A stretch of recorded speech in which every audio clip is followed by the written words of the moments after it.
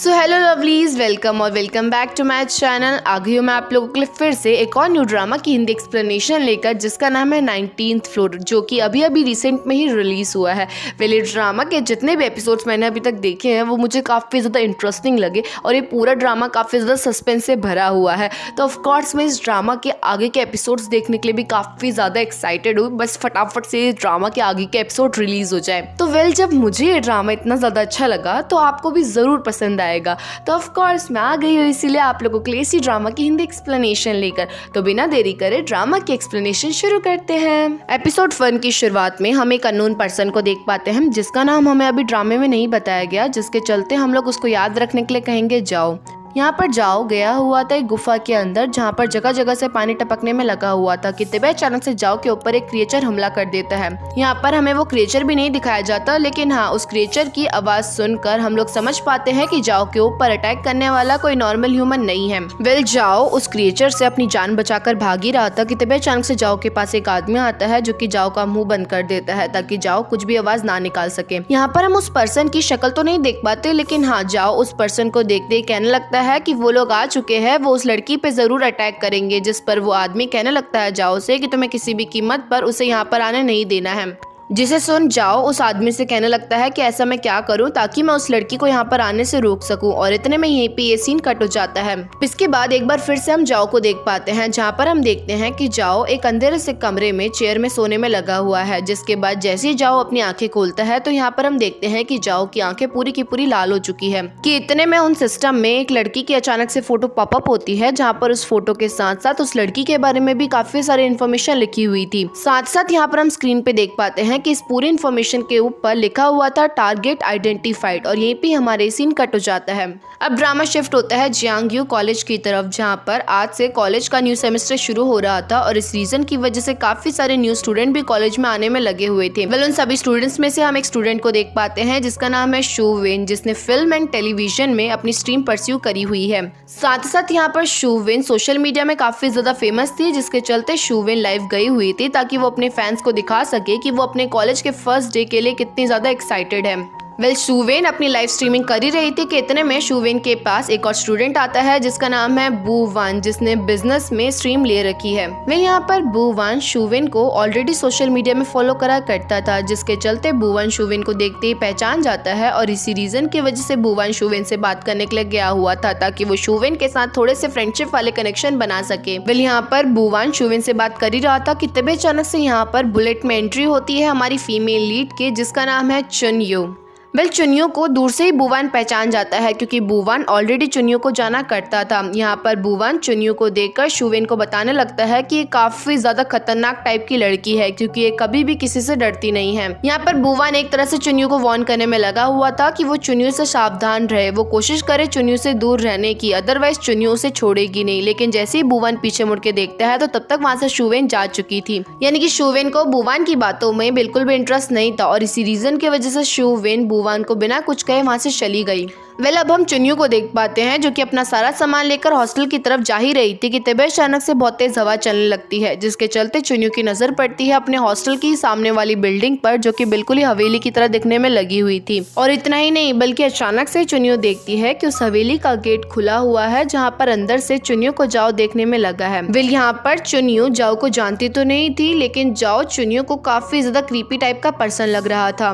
चुनियों ये सब कुछ देख ही रही थी कि तभी अचानक से चुनियों को पीछे से एक लड़की आवाज मारती है, जिसका नाम है क्विंग। यहाँ पर चुनियों और क्विंग काफी ज्यादा टाइम से एक दूसरे को जानते हैं और इवन क्विंग तो चुनियों को काफी ज्यादा अच्छा भी मानती है, लेकिन चुनियों अपनी तरफ से क्विंग को इतना अच्छा खास दोस्त नहीं मानती। और इसका मेन रीजन ये है कि चुनियों ठहरी ब्रेव और काफी ज्यादा निडर टाइप की पर्सन, और वहीं पे क्विंग काफी ज्यादा डरपोक टाइप की पर्सन, और इसी रीजन की वजह से इन दोनों की फ्रेंडशिप का कोऑर्डिनेशन ढंग से कभी बैठता ही नहीं। पर खैर, चुनियों और क्विंग एक दूसरे को काफी लंबे टाइम से जानते थे और इवन कॉलेज में भी इन दोनों की ही स्ट्रीम हेल्थ केयर थी। जिसके बाद क्विंग चुनियों के पास जा जाकर बताने लगती है कि यह हवेली काफी ज्यादा पुरानी है। क्विंग ने इस हवेली के ऊपर काफी सारी हॉरर मूवीज भी देखी है और इस हवेली के बारे में काफी सारी चीजें भी पढ़ी है और इवन कॉलेज वाले तक इस हवेली के अंदर किसी को भी जाने नहीं देते। साथ साथ यहाँ पर जब चुनियो वापस से हवेली के गेट की तरफ देखती है तो तब तक वहाँ से जाओ गायब हो चुका था और इवन चुनियो देखती है कि हवेली का गेट भी अभी बंद है। पर खैर चुनियो को इन सब बातों से ज्यादा फर्क नहीं पड़ता। चुनियो के अकॉर्डिंग ये सारी बातें फेक है, जिसके बाद ये दोनों अपने रूम की तरफ निकल जाते हैं।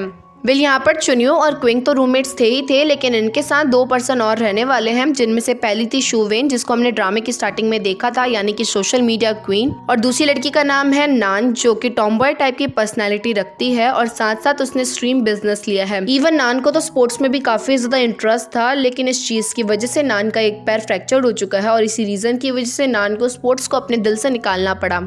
अब ऐसी रात हो जाती है जहाँ पर सभी लोग सो ही रहे थे कि तभी अचानक से चुनियो की आंख खुलती है। यहाँ पर चुनियो देखती है कि क्विंग अपने बेड से उतरकर कहीं पे जाने में लगी हुई है, जिसके चलते चुनियो क्विंग से पूछने लगती है कि वो भी कहाँ जा रही है। पर क्विंग तो चुनियो को कुछ जवाब देती ही नहीं, उल्टा क्विंग चली जाती है हवेली की तरफ और वहाँ पर जाकर सीधा उस हवेली में घुस जाती है।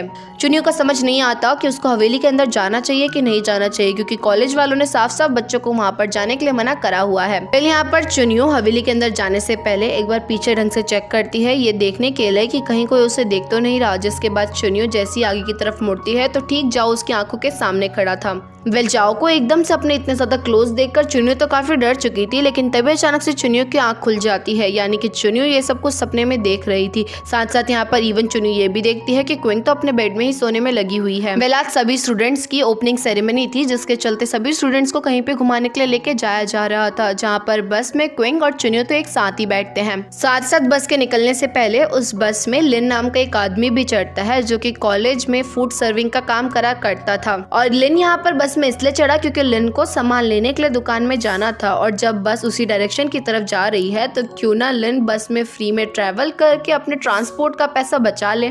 अब सीन दूसरी तरफ शिफ्ट होता है, जहाँ पर हम ड्रामे के और 3 नए कैरेक्टर्स को देख पाते हैं, जो कि अपनी कार में बैठकर घूमने के लिए निकले हुए थे। यहाँ पर ड्राइविंग करने वाले पर्सन का नाम था हेन, वहीं पे पीछे सीट में थोड़ा सा हेल्दी पर्सन बैठा हुआ था, उसका नाम था यांग, और हेन के जो जस्ट बगल में बैठा हुआ था उसका नाम था जियांग। यहाँ पर ये तीनों काफी ज्यादा अच्छे फ्रेंड्स थे और इवन इनकी बॉन्डिंग इतनी ज्यादा स्ट्रॉन्ग थी, जिसके चलते ये तीनों एक दूसरे को अपने दोस्त से ज्यादा सगा भाई मानते थे। यहाँ पर ये तीनों के तीनों घूमने के लिए निकले हुए थे। इनको नहीं मालूम था कि इनको कहाँ जाना है, बस ये लोग एक साथ टाइम स्पेंड करने के लिए ही बाहर निकले थे। पहले वापस से सीन बस की तरफ शिफ्ट होता है, जहाँ पर सभी स्टूडेंट्स आराम से बस में सोने में लगे हुए थे। इवन चुनियो भी उसी बस में सो रही थी, लेकिन तभी अचानक से मक्खी की आवाज सुन चुनियो की आँख खुल जाती है।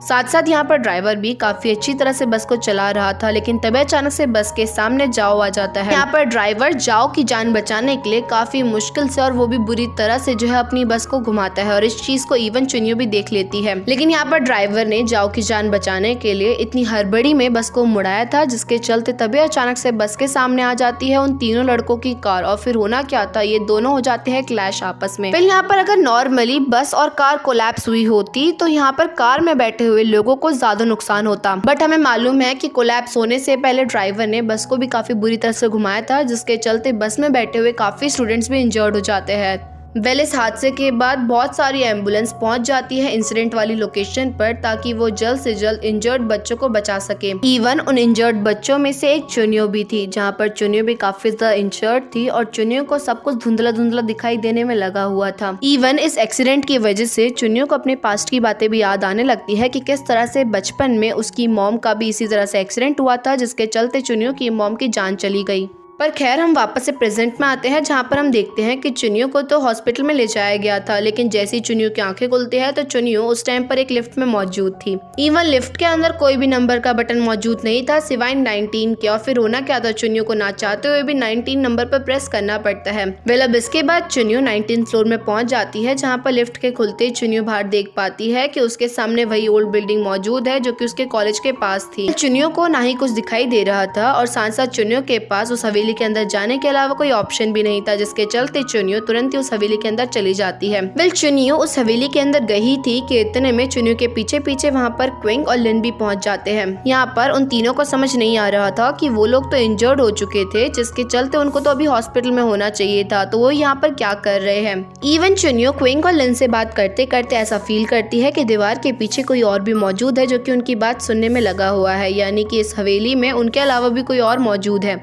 लेकिन जब चुनियो दीवार के पीछे उस पर्सन को देखने के लिए जाती है तो वहाँ पर कोई भी मौजूद नहीं होता। और वेट, इस हवेली में सिर्फ और सिर्फ ये तीनों नहीं आते, बल्कि कुछ ही देर में कार में मौजूद वो तीनों लड़के भी हवेली पे पहुँच जाते हैं। यहाँ पर उन तीनों लड़कों को भी समझ नहीं आ रहा था कि उनका तो एक्सीडेंट हो गया था, तो अचानक से वो यहाँ पर क्या कर रहे हैं। इवन उनको तो लगने लग गया था कि कहीं हम मर तो नहीं गए, जिसके चलते हमें हेल में भेज दिया गया हो। जिसे सुन जियांग अपने दोनों दोस्तों से कहने लगता है कि तुम्हें ज्यादा फालतू बोलने की जरूरत नहीं है, शायद से हम लोग सपना देख रहे हैं, क्योंकि अगर हम लोग मर गए होते तो हम लोग हेल में क्यों जाएंगे, हम लोगों को तो हेवन में जाना चाहिए। वेल यहाँ पर ये तीनों लड़के चुनियो, क्विंग और लिन को भी देखते हैं, जहाँ पर यांग और जियांग उन तीनों से पूछने लग जाता है कि वो यहाँ पर कैसे आए।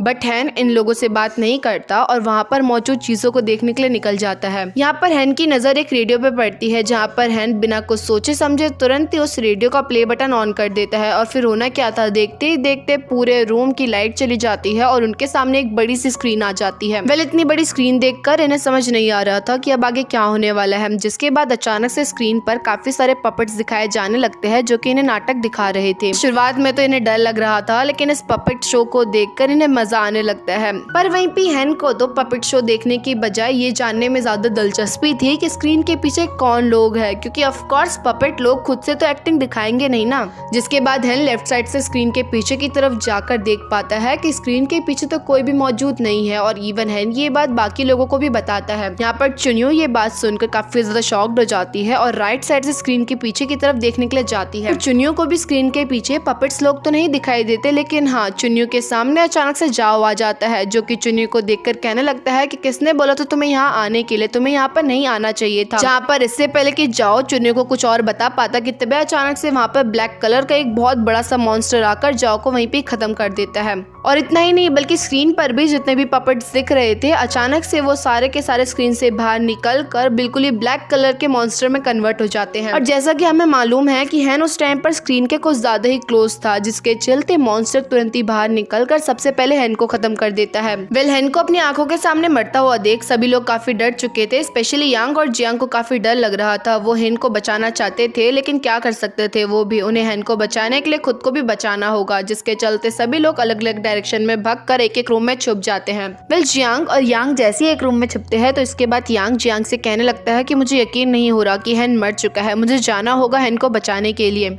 जिस पर जियांग यांग को हिम्मत देते हुए कहने लगता है कि हैन को मैं भी बचाना चाहता हूँ, उल्टा हैन मेरे भी भाई जैसा है, बट शायद से हम लोग सिर्फ और सिर्फ सपना देख रहे हैं, एक बार हम सो के उठ जाएंगे ना तो फिर उसके बाद हैन हमारी आंखों के सामने होगा। जियांग की बात सुनकर यांग को भी हल्का हल्का लगने लगता है कि हाँ, शायद से वो लोग सपना देख रहे हैं, क्योंकि रियल वर्ल्ड में इस टाइप के मॉन्स्टर एग्जिस्ट करते ही नहीं है। जिसके बाद अब ये लोग सोच में पड़ जाते हैं कि किस तरह से ये लोग इस महल से बाहर निकले। कि तभी इतने में जियांग की नजर पड़ती है ऊपर लगे हुए कांच की खिड़कियों पर, जिसके बाद होना क्या था, जियांग तुरंत एक सामान उठाकर लग जाता है उन कांच की खिड़कियों को तोड़ने में। पर वो खिड़कियां कांच की होने के बावजूद भी एक भी बार टूट नहीं रही थी, ऐसा लग रहा था कि वो अंबुजा सीमेंट से बनी है। और इतनी मेहनत करने के बावजूद भी इनकी खिड़की तो टूटी नहीं, लेकिन हाँ, इनकी खटखट की आवाज से मॉन्स्टर जरूर इनके पास पहुंच जाता है। और सिर्फ यांग और जियांग को ही मॉन्स्टर ने नहीं देखा था, बल्कि क्विंग, लिन और चुनियो को भी मॉन्स्टर्स ने देख लिया था। और फिर होना क्या था, सभी के सभी अपनी जान बचाने के लिए रूम से बाहर भागते हैं। पर ये मॉन्स्टर लोग इतनी ज्यादा क्वांटिटी में थे, जिसके चलते जिस भी डायरेक्शन की तरफ ये लोग भागते उस डायरेक्शन से भी कोई मॉन्स्टर बाहर निकलकर इनके ऊपर हमला करने के लिए आ जाता। और फिर होना क्या था, भागते भागते ये पांचों के पांचों एक ही लोकेशन में इकट्ठा हो चुके थे और इवन इनके सारे रास्ते भी ब्लॉक हो चुके थे, यानी कि हर डायरेक्शन से इनकी तरफ मॉन्स्टर बढ़ रहा था इनको खत्म करने के लिए। यहाँ पर ऐसा लगने लग गया था कि इनका अंत तो नजदीक है, यानी कि ये सारे के सारे अब मारे जाने वाले हैं। कि तभी अचानक से इन लोगों को बचाने के लिए एंट्री होती है हमारे मेन लीड की, जिसका नाम है श्वान। और इसी के साथ हमारे एपिसोड 1 का यहीं पे एंड होता है। एपिसोड 2 की शुरुआत में श्वान वहाँ पर आते ही जोर जोर से गेट को बजाने लगता है, जिसकी आवाज सुनकर सारे के सारे मॉन्स्टर श्वान के पीछे जाते हैं उसे मारने के लिए। और यही सही मौका देखकर तुरंत ही ये पांचों के पांचों अपनी जान बचाते हुए वहाँ से भाग जाते हैं। इवन रास्ते में उन्हें श्वान भी मिल जाता है, जिसके जिसके बाद श्वान उन्हें गाइड करता है, आगे का रास्ता दिखाता है यानी कि, और उन्हें एक सेफ से कमरे में लेके जाता है। यहाँ पर जियांग को हल्का फुल्का श्वान पे शक था, जिसके चलते जियांग श्वान से पूछने लग जाता है कि तुम्हें इतने रास्तों के बारे में कैसे मालूम पड़ा। जिस तरह से तुम हमें रास्ता बता रहे हो उसे देख के ऐसा लग रहा है कि तुम कई सालों से यहाँ पर रहते आ रहे हो। जिसके जवाब में श्वान जियांग से कहने लगता है कि तुम लोगों के यहाँ पर पहुँचने से कुछ देर पहले ही मैं यहाँ पर पहुंचा था और साथ साथ हॉल में इस हवेली का आधा नक्शा लगा हुआ है जो कि मुझे अच्छे से याद हो चुका था। इतने में चुन्नियों को भी याद आने लगता है कि वो श्वान ही था जो कि दीवार के पीछे से छुपकर उनकी बातें सुनने में लगा हुआ था। जिसके चलते चुन्नियों अब श्वान से पूछने लग जाती है कि तुम्हारे अकॉर्डिंग ये कैसी जगह है। जिस पर श्वान कहने लगता है कि मेरे अकॉर्डिंग दो चीजें हो सकती है। पहला तो ये कि हम सब कुछ सपना देख रहे हैं, ये रियल वर्ल्ड है ही नहीं, हम किसी पैरेलल वर्ल्ड में गए हुए हैं, क्योंकि यहाँ की जितनी भी चीजें हैं ना वो सारी की सारी इमेजिनरी चीजें हैं, ऐसी चीजें कभी एग्जिस्ट करती ही नहीं है। जिसके बाद श्वान आगे कहता है कि दूसरा ये भी हो सकता है कि कोई हमारे साथ प्रैंक करने में लगा हुआ है, मैजिकल ट्रिक का यूज कर उसने ये मॉन्स्टर क्रिएट करे होंगे। पर चुनियों को ये बातें बिल्कुल भी सच्ची नहीं लग रही थी। चुनियों कहने लग जाती है कि लोगों की सच में डेथ हो रही है, क्योंकि मैंने अपनी आंखों से देखा है लोगों को मरते हुए। चुनियों की ये बात सुनकर एक बार फिर से यांग को हल्का सा बुरा लगने लगता है, क्योंकि वो ये बात एक्सेप्ट नहीं कर पा रहा था कि उसका दोस्त मर चुका है। जिस पर जियांग कहने लगता है यांग को कि तुम चिंता मत करो, ये सबको झूठ बोल रहे हैं, हम सिर्फ और सिर्फ ये इमेजिन कर रहे हैं, हमारा दोस्त अभी जिंदा होगा। पर खैर चुनियों श्वान को शक की नजरों से देखते हुए आगे कहने लगती है कि क्या तुम्हारा भी एक्सीडेंट हुआ था, क्योंकि हम लोगों को तो एक्सीडेंट हुआ और हॉस्पिटल के बाद हम यहाँ पर पहुंच गए, तुम्हारे साथ ऐसा क्या हुआ, तुम ऐसा क्या कर रहे थे कि तुम यहाँ पर पहुंच गए। जिस पर श्वान कहने लगता है कि नहीं, मेरा कोई एक्सीडेंट नहीं हुआ, मैं तो आराम से अपने कमरे में बैठकर काम करने में लगा हुआ था। अचानक से मेरे को नींद आई और जैसे ही मेरी आंख खुली तो मैं यहाँ पर मौजूद था।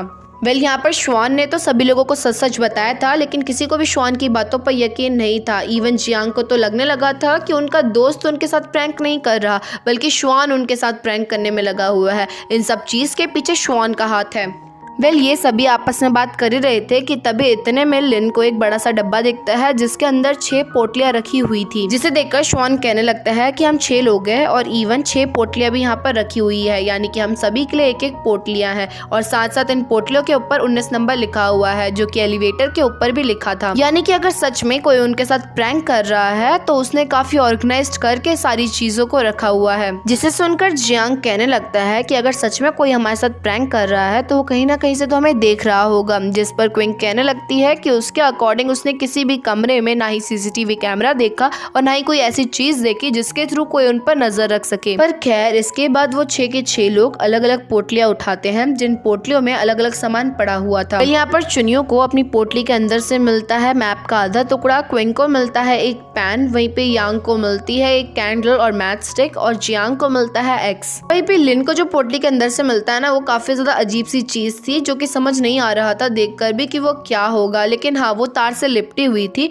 और लास्ट में शॉन को मिलती है अपनी पोटली के अंदर से एक टॉर्च।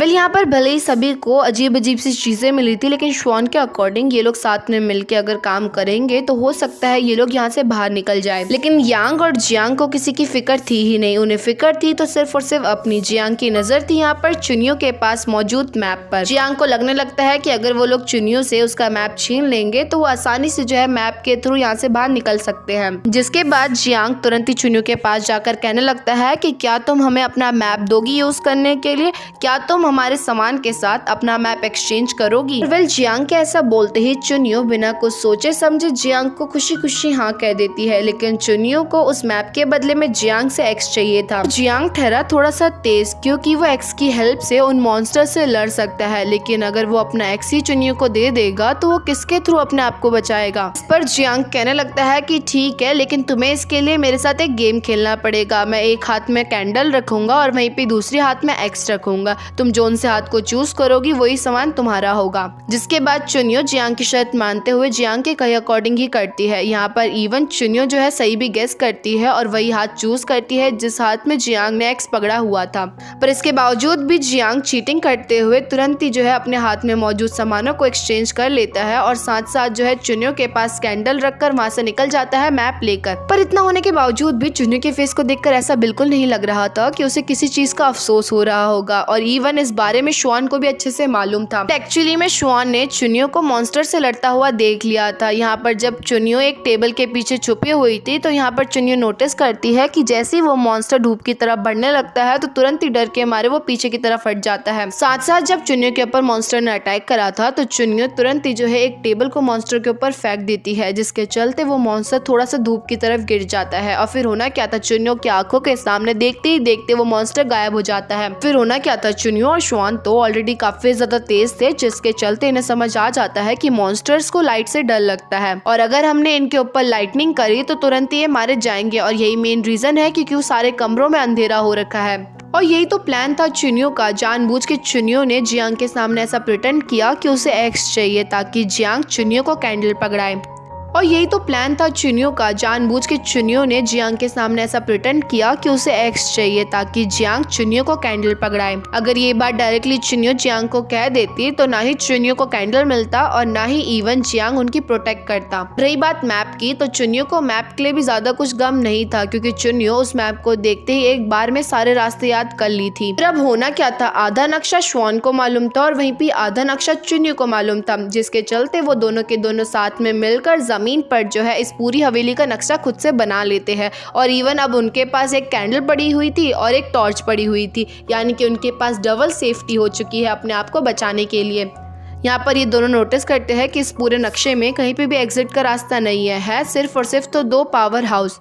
और जैसा कि इन्हें मालूम है कि मॉन्स्टर्स को लाइट से डर लगती है, तो अगर बाई चांस ये लोग पावर हाउस में जाकर लाइट्स को ऑन कर दे तो ऐसा हो सकता है कि ये लोग यहाँ से आज़ाद हो जाए। वेल, ये पूरी प्लानिंग करने के बाद चुनियो डिसाइड करती है कि वो पावर हाउस ए में जाएगी और वहीं पे श्वान जाएगा पावर हाउस बी में। और रही बात क्विंग और लन की, तो ये दोनों के दोनों रूम में ही बैठे रहेंगे, क्योंकि अगर बाई चांस ये लोग उनके साथ गए तो उनके लिए भी उल्टा प्रॉब्लम क्रिएट हो जाएगी। क्योंकि ऐसा होता है ना, खुद को तो प्रोटेक्ट करना काफी इजी होता है, लेकिन अगर हमारे साथ कोई और पर्सन भी जुड़ गया तो ना ही हम खुद को अच्छे से प्रोटेक्ट कर पाते हैं और ना ही दूसरे पर्सन को प्रोटेक्ट कर पाते हैं। और इवन अब इन लोगों के पास तो 2-2 लाइटनिंग के सोर्स थे, जिसके चलते अगर ये लोग अलग अलग भी जाते हैं तो ये इजीली मॉन्स्टर्स को हरा पाएंगे। वेल, एक बार फिर से हम यांग और जियांग को देख पाते हैं, जो कि महान लोग थे। मतलब मैप लेके जाने के बावजूद भी वापस से ये लोग खिड़की वाले लोकेशन में गए हुए थे। ये लोग अब खिड़की को तोड़ने की कोशिश कर रहे थे एक्स के थ्रू, बट एक्स से भी काफी बार खिड़की में मारने के बावजूद भी वो खिड़की टूट ही नहीं रही थी। और इतने में कुछ मॉन्स्टर्स इनकी आवाज सुन लेते हैं और एक बार फिर से इनके ऊपर अटैक करने के लिए आ जाते हैं, जहाँ पर जियांग एक्स के थ्रू उन मॉन्स्टर्स के ऊपर हमला भी करता है, लेकिन इसके बावजूद भी मॉन्स्टर्स को एक खरोच तक नहीं आती। वहीं पे दूसरी तरफ हम क्विंग और लन को देख पाते हैं, जो कि कमरे में काफी डरी हुई हालात में बैठे हुए थे और वेट कर रहे थे चुनियो और श्वान के वापस आने का। कि तभी अचानक से ये लोग देखते हैं कि कोई जोर जोर से उनके गेट को बजाने में लगा हुआ है। ऑफ कोर्स अगर ये कोई नॉर्मल ह्यूमन होता तो वो गेट को बजाने के साथ साथ इनको आवाज भी लगाता, जिसके चलते तुरंत ये लोग एक अलमारी के पीछे छुप जाते हैं, क्योंकि ये समझ चुके थे कि हो ना हो गेट के बाहर मॉन्स्टर मौजूद है जो कि इनके गेट को तोड़ने की कोशिश कर रहे हैं। और कुछ ही देर में इवन गेट टूट भी जाता है।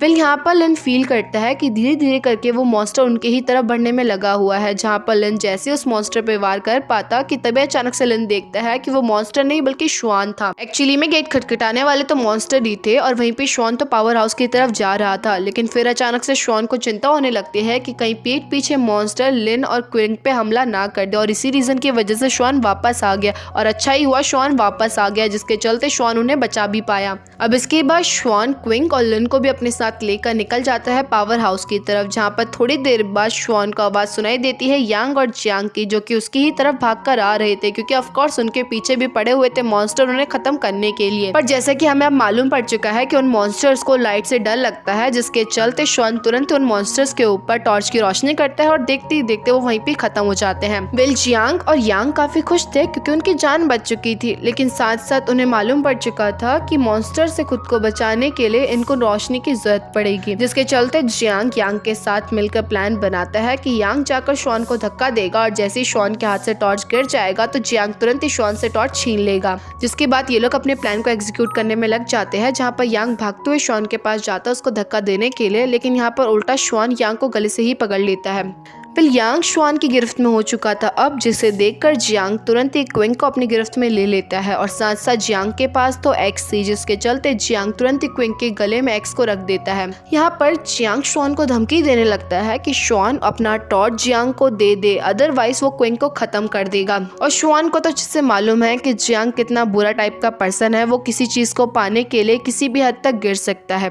तो अगर बाई चांस श्वान जियांग को अपना टॉर्च नहीं देगा तो ऐसा भी हो सकता है कि जियांग क्विंग को खत्म कर दे, जिसके चलते होना क्या था, श्वान को ना चाहते हुए जियांग को टॉर्च सौंपना पड़ता है। सारे श्वान, क्विंग और लिन, इनके पास मैच स्टिक के अलावा कुछ भी नहीं बचा था खुद को प्रोटेक्ट करने के लिए, लेकिन मैच स्टिक तो थोड़ी देर के लिए ही जली रहती है। मैच स्टिक से खुद को बचा पाना थोड़ा सा मुश्किल काम है कि तभी अचानक से इनको किसी के चलने की आवाज आने लगती है, मानो कि कोई इनकी ही तरफ आ रहा हो, जिसके चलते श्वान तुरंत ही जो है मैच स्टिक जला लेता है। पर जैसे ही श्वान आगे की तरफ देखता है तो वहाँ पर कोई मॉन्स्टर नहीं था, बल्कि वहाँ पर चुनियो थी। अभी चारों एक साथ मिल चुके थे, जिसके चलते चारों के चारों एक ही पावर हाउस में जाते हैं और तुरंत ही गेट को जो है काफी सारी चीजों से बंद कर देते हैं ताकि मॉन्स्टर किसी भी कीमत पर वहाँ पर ना आ सके। इवन चुनियो मॉन्स्टर से बचने के लिए गेट के पास ही कैंडल को रख देती है, जो कि काफी ज्यादा तो पिघल चुकी थी already. Well, power house room में ऑलरेडी बहुत सारे स्विचेस थे और इन्हें नहीं मालूम था कि कौन सा स्विच लाइट का है, जिसके चलते ये लोग एक एक करके सारे स्विचेस को ऑन कर देते हैं, लेकिन इसके बावजूद भी कोई भी स्विच जो है लाइट को वापस नहीं ला पाता। वहीं पे दूसरी तरफ यांग और जियांग भी दूसरे पावर हाउस में गए हुए थे, जहाँ पर उल्टा उनके ऊपर भी मॉन्स्टर्स ने अटैक कर दिया था। और रही बात टॉर्च की, तो जो टॉर्च था उसकी भी धीरे धीरे करके जो है बैटरी खत्म होने लग गई थी। जियांग और यांग को स्विच बोर्ड तो मिल जाता है, जिसे देखकर इवन ये लोग काफी ज्यादा खुश हो जाते हैं, क्योंकि स्विच बोर्ड ऑन होते ही सारी जगह की लाइट आ जाएंगी और फाइनली ये मॉन्स्टर भी मारे जाएंगे, यानी कि जियांग इस गेम का हीरो बन जाएगा।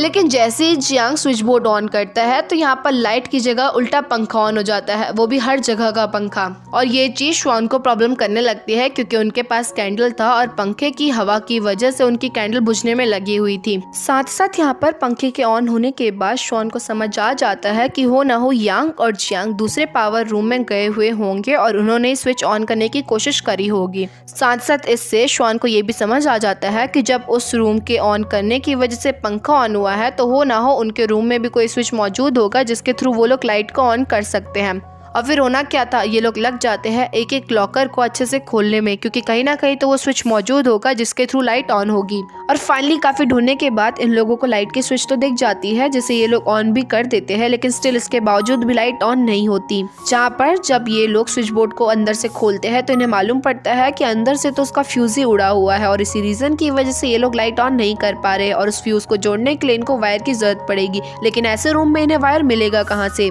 और ये चीज़ें ये लोग बिल्कुल भी रिलैक्स्ड वे में नहीं कर रहे थे, क्योंकि इनके ऊपर मॉन्स्टर ने अटैक करना शुरू कर दिया था, यानी कि वो तेज़ से गेट को खोलने की कोशिश करने में लगे हुए थे, क्योंकि इनके पास जो कैंडल थी वो भी पूरी की पूरी बुझ गई थी और जो इनके पास मैच स्टिक थी वो जल ही नहीं रही थी, क्योंकि जैसे ही वो जलाते तो पंखा की हवा की वजह से वो बुझ जाती। और रही बात यांग और जियांग की, तो उन दोनों के टॉर्च की बैटरी खत्म हो चुकी थी और इवन उन्होंने जो कोशिश करी थी लाइट ऑन करने की वो भी नाकामयाब रही थी, जिसके चलते उन लोगों के ऊपर भी मॉन्स्टर का अटैक होना शुरू हो जाता है।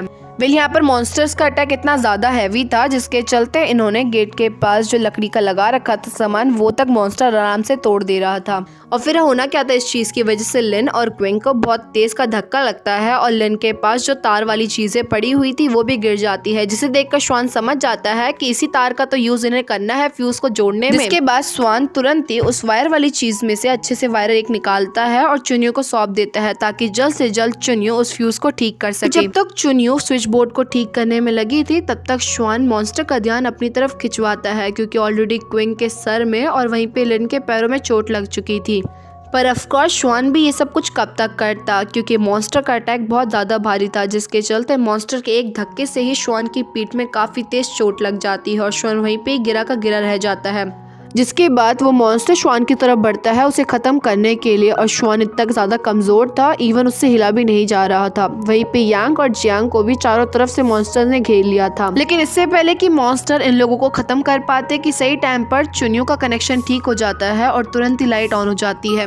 और लाइट के ऑन होते ही सारे के सारे मॉन्स्टर्स तुरंत ही डिसअपियर हो जाते हैं, यानी कि फाइनली इन्होंने ये मिशन कंप्लीट करते हुए खुद को बचा लिया है और यहीं पे ये सीन कट हो जाता है। वेल नेक्स्ट सीन में हम चुनियो को बेड में लेटा हुआ देख पाते हैं, जहाँ पर चुनियो को जैसे ही होश आता है तो वो देख पाती है कि वो वापस से हॉस्पिटल में मौजूद है, यानी कि चुनियो फाइनली उस हवेली वाले घर से बाहर आ चुकी है। और इसी के साथ हमारे एपिसोड 2 और पार्ट 1 का एंड होता है। एपिसोड 3 की शुरुआत में हम देखते हैं कि शुआन को जैसे ही होश आता है तो शुआन देखता है कि वो अभी अपने घर पे मौजूद है। साथ साथ यहाँ पर हम देख पाते हैं कि उस टाइम पर शुआन के हाथों में चुनियो का पूरा बायोडाटा मौजूद था। साथ साथ यहाँ पर शुआन अपना फोन भी चेक करता है, जहाँ पर बहुत सारे मैसेजेस शुआन को आए हुए थे, जिनमें से एक ग्रुप मैसेज में लिखा हुआ था एक टीचर ने कि फाइनली जितने भी बच्चे इंजर्ड हुए थे वो डिस्चार्ज हो चुके हैं, सिवाय 2 लड़कियों के। उन 2 लड़कियों को पिछली रात से होश आया ही नहीं है, जिसके चलते वो अभी भी हॉस्पिटल में ही मौजूद है। वेल ये मैसेज पढ़ने के बाद शुआन तुरंत ही हॉस्पिटल की तरफ निकल जाता है। वहीं पे दूसरी तरफ फाइनली काफी टाइम बाद चुनियो और क्विंग को होश आ चुका था, जहाँ पर होश आते ही थोड़ा बहुत क्विंग के सर में भी दर्द था। यहाँ पर क्विंग चुनियो को बताने लगती है कि मैंने जस्ट अभी बहुत डरावना सा सपना देखा, लेकिन अच्छा हुआ वो सपना ही था। जिस पर चुनियो क्विंग को ये बता पाती है कि मैंने भी वही सेम सपना देखा कि तभी अचानक से क्विंग के सर में से ब्लीडिंग होने लगती है, जिसके चलते चुनियो तुरंत ही डॉक्टर को बुलाती है क्विंग के सर पे मरहम पट्टी करवाने के लिए। यहाँ पर क्विंग जाती है अपने सर पे पट्टी लगाने के लिए, और वहीं पे चुनियो क्विंग के साथ हेल्प करने के लिए गई हुई थी, जिसके चलते जैसे ही शुआन चुनियो के वार्ड में पहुंचता है तो वहाँ पर शुआन को ना ही चुनियो दिखती है और ना ही क्विंग दिखती है। वेल अब क्विंग के सर की मरहम पट्टी हो चुकी थी, जहाँ पर क्विंग के सर की मरहम पट्टी करने वाला था डॉक्टर जिया। यहाँ पर चुनियो डॉक्टर जिया से पूछने लगती है कि अगर 2 स्टूडेंट एक ही टाइम पर सेम सपना देखे तो क्या ये कोई बीमारी हो सकती है। डॉक्टर जिया को चुनियो की बात समझ नहीं आ रही थी, उन्हें समझ नहीं आ रहा था कि चुनियो एग्जैक्टली उनसे बोलना क्या चाहती है। चुनियो को भी लगने लगता है कि डॉक्टर जिया उनकी बात से कंफ्यूज हो चुके हैं, जिसके चलते चुनियो भी डॉक्टर जिया को आगे कुछ नहीं बताती। जिसके बाद डॉक्टर जिया क्विंग और चुनियो से कहने लगते हैं कि अगर उनके मन में कुछ भी बात चल रही है या ब्रेन में कुछ भी चल रहा है तो वो तुरंत ही आकर डॉक्टर जिया को बता दे। वेल अब डॉक्टर जिया के वहां से जाने के बाद क्विंग तुरंत ही चुनियो की तरफ मुड़कर उससे पूछने लग जाती है कि तुम्हारा मतलब क्या था कि 2 पर्सन सेम सपना देखे, क्या तुमने भी वही सपना देखा जो मैंने देखा था। जिस पर चुनियो क्विंग को कहती है कि हाँ मैंने भी वही सपना देखा था।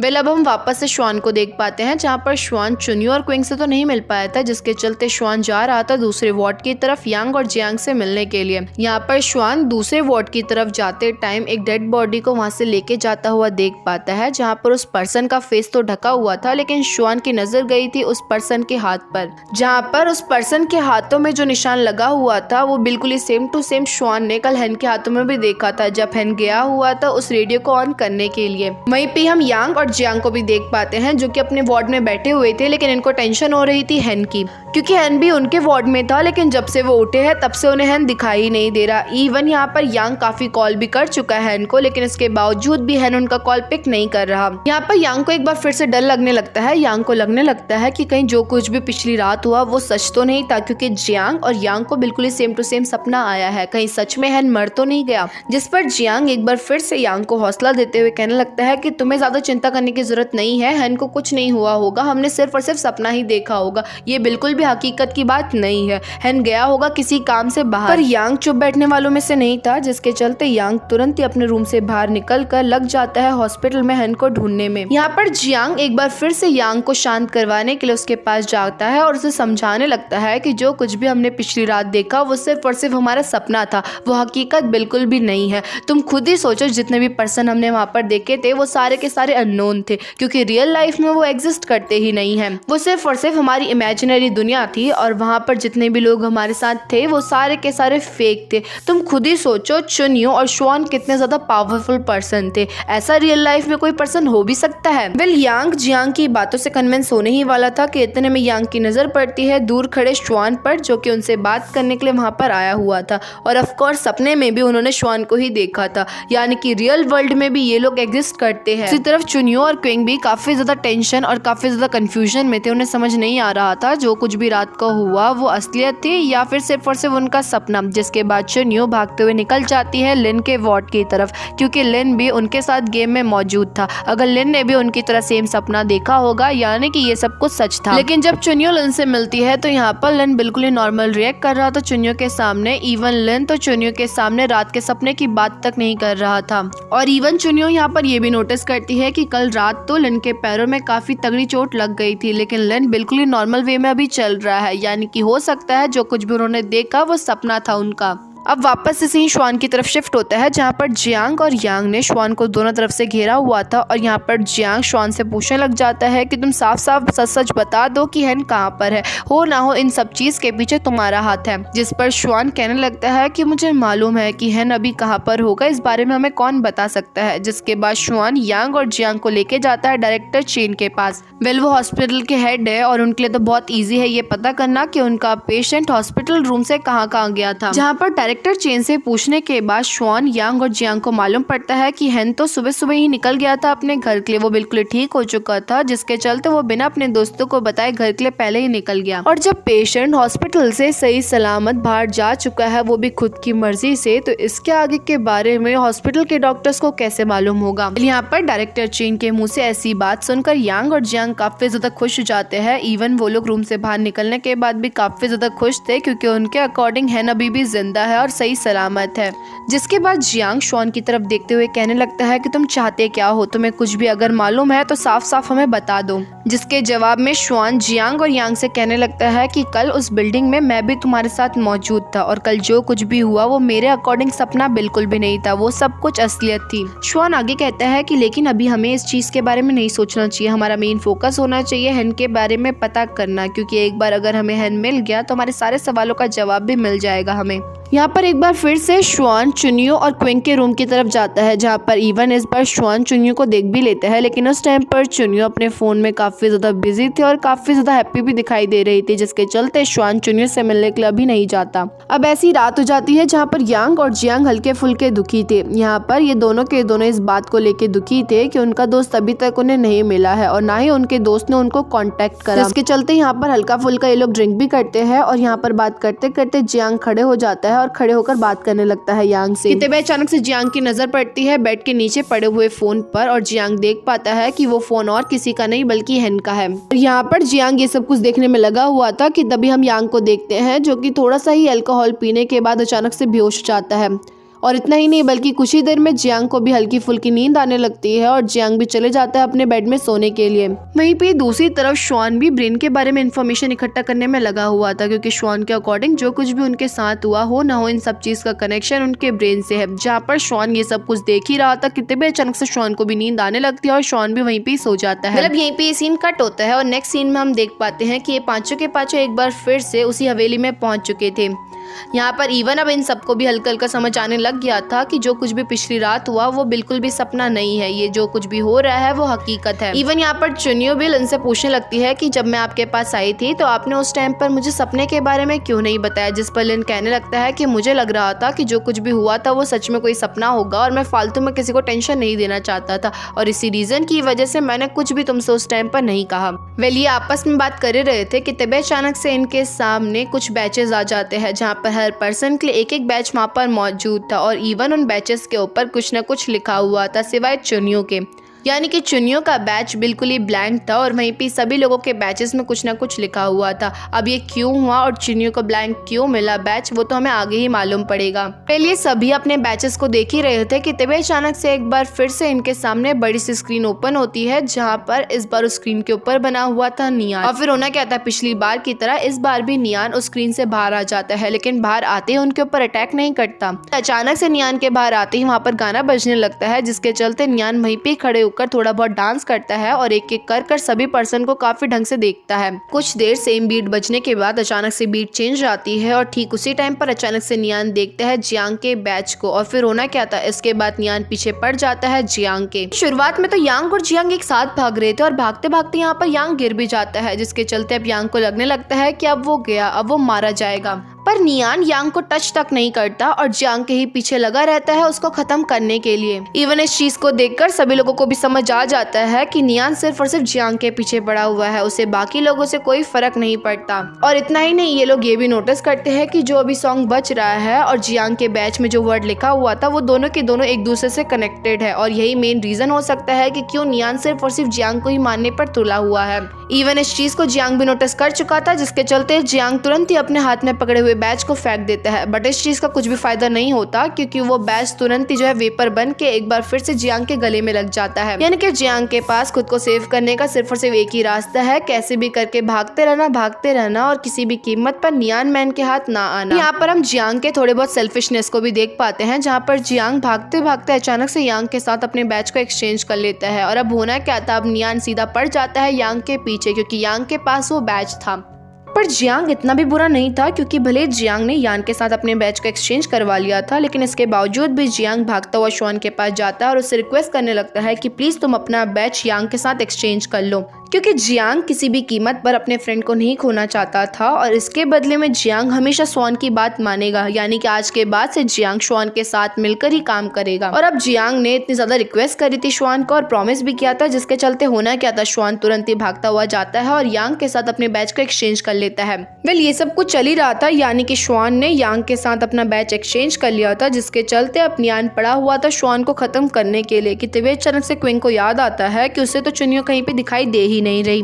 कि तभी इतने में क्विंग देखती है कि चुनियो एक गेट के पास खड़े होकर किसी चीज को चेक करने की कोशिश कर रही है, मानो कि चुनियो कोशिश कर रही है गेट खोलने की। यहाँ पर चुनियो गेट को चेक कर ही रही थी कि तभी इतने में चुनियो पीछे मुड़कर श्वान की तरफ देखती है और उसे चिल्लाते हुए कहने लगते हैं कि फटाफट से कार्ड एक्सचेंज करो। वेल चुनियो की बात मानते हुए श्वान और चुनियो एक दूसरे की तरफ अपना कार्ड फेंकते हैं और एक दूसरे का कार्ड पकड़ लेते हैं। और जैसा कि अभी तक गेम चल रहा था कि चल रहे सॉन्ग के कार्ड के अकॉर्डिंग ही नियान उस पर्सन पर अटैक करेगा, जिसके बाद होना क्या था, अब नियान श्वान को छोड़कर सीधा चुनियो की तरफ जंप मारता है उसे खत्म करने के लिए। और इसी के साथ हमारे एपिसोड 3 का एंड होता है। एपिसोड 4 की शुरुआत में हम देखते हैं कि चुनियो वहां से भागने के लिए गेट को ओपन करने की कोशिश कर रही थी, लेकिन लाख कोशिश करने के बावजूद भी वो गेट ओपन होते ही नहीं है। इवन यहाँ पर चुनियो अपना बैच भी इंसर्ट करके चेक करती है उन गेट को खोलने की, लेकिन इसके बावजूद भी वो गेट ओपन नहीं होते। कि तभी अचानक से चुनियो नोटिस करती है कि उन सभी गेट्स में एक एक सिंबल बना हुआ है।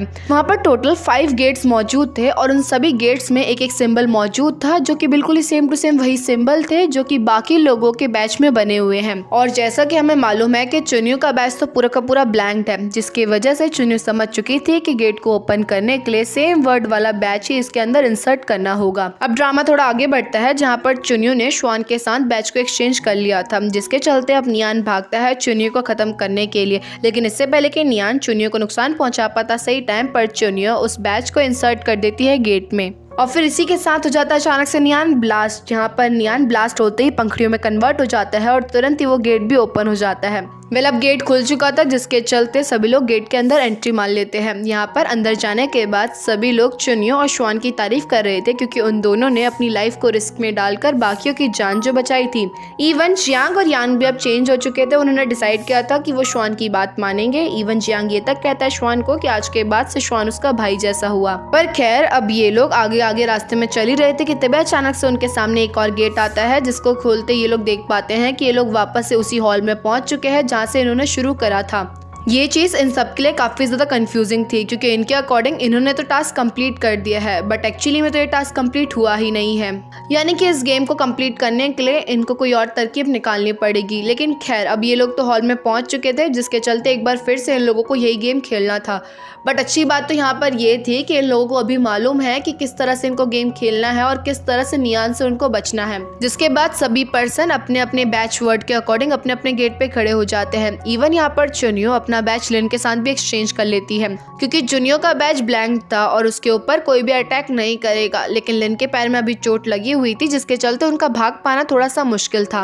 अब एक बार फिर से गाना बजना शुरू हो जाता है, जहाँ पर इस बार डिफरेंट गाना था। लेकिन जैसा कि हमें मालूम है कि पिछली बार जियांग ने काफी बार अपने बैचेस एक्सचेंज करे थे, जिसके चलते इस बार भी जो गाना बजता है वो जियांग के ही बैच पर आया था। यहाँ पर इतना सब कुछ पता होने के बावजूद भी जियांग गलत गेट के पास खड़ा था, लेकिन सही टाइम पर जियांग अपने गेट के पास पहुंचकर अपनी की को इंसर्ट कर देता है और देखते ही देखते एक बार फिर से नियान ब्लास्ट हो जाता है। अब ऐसे ही करके इनका गेम चलता जाता है, जहाँ पर एक बार गाना बजता है क्वेंग के बैच के ऊपर, वहीं पे एक बार गाना बजता है यांग के बैच के ऊपर। पर एक ही चीज बार बार कर कर सभी लोग काफी ज्यादा थकने लगे थे, स्पेशली जियांग में तो पेशेंस होता ही नहीं है कभी।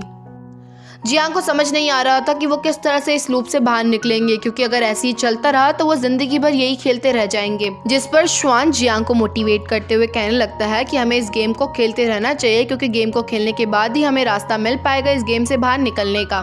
पर जियांग भी काफी ज्यादा अजीब है, मतलब जिस गेट से वो बाहर निकला था ठीक उसी गेट में इस बार जियांग को बैच लगाना था, यानी कि जियांग को इस बार तो इधर उधर जाना भी नहीं था अपने गेट को सर्च मारने के लिए। पर इसके बावजूद भी जियांग के मन में एक लालच जगता है। जियांग लिन के पास जाकर उससे कहने लगता है कि प्लीज आप अपना बैच मेरे साथ एक्सचेंज कर लो। उल्टा जियांग लिन से कहने लगता है कि आप भी तो यहीं पे ही खड़े हो ना, गेट कितना पास है आपके, मैं भी काफी ज्यादा थक चुका हूँ जिसके चलते मेरे को रेस्ट चाहिए, प्लीज एक बार जो है आप मेरे साथ अपना बैच एक्सचेंज कर लो। और जियांग तो लिन के पीछे हाथ धो के पड़ चुका था जिसके चलते जियांग के पास लिन को बैच देने के अलावा कोई और दूसरा रास्ता था ही नहीं। पर कहते हैं ना, जब आपकी किस्मत खराब चल रही होती है तो आप कुछ भी क्यों ना कर लो, आपके साथ बुरा होना ही होता है। तो ठीक ऐसा जियांग के साथ भी होता है। जियांग को लग रहा था कि उसके पास ब्लैंक बैच है, इसका मतलब वो इस गेम में अभी रेस्ट करेगा, पर ऐसा कुछ नहीं होता। इस बार जब नियान आता है तो इस बार नियान के आने के बाद स्पीकर में गाना भी नहीं बजता, और ये इस चीज का सिग्नल था कि इस बार नियान को उस पर्सन के पीछे पड़ना है जिसके पास ब्लैंक बैच है। और फिर होना क्या था, जिस जियांग को ये लग रहा था कि वो भी रेस्ट करेगा उसको एक बार फिर से भागना पड़ता है। मतलब अच्छा हुआ इनकी किस्मत अच्छी थी कि जियांग ने उससे उसका बैच छीन लिया।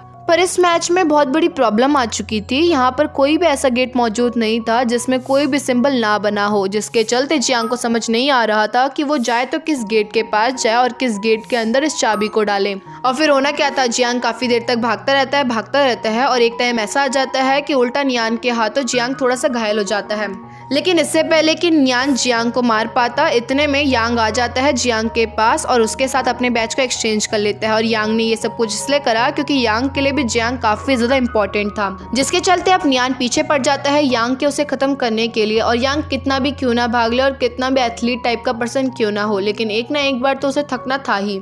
और होता भी कुछ ऐसा ही है, जियांग की तरह यांग भी काफी ज्यादा थक जाता है और इवन नियान के हाथों काफी ज्यादा इंजर्ड भी हो जाता है। और ये सिचुएशन इतनी ज़्यादा क्रिटिकल हो चुकी थी जिसके चलते यांग लेटा पड़ा था, यानी कि गिर चुका था और उसमें इतनी हिम्मत भी नहीं थी कि वो खड़ा होकर दोबारा से भाग सके।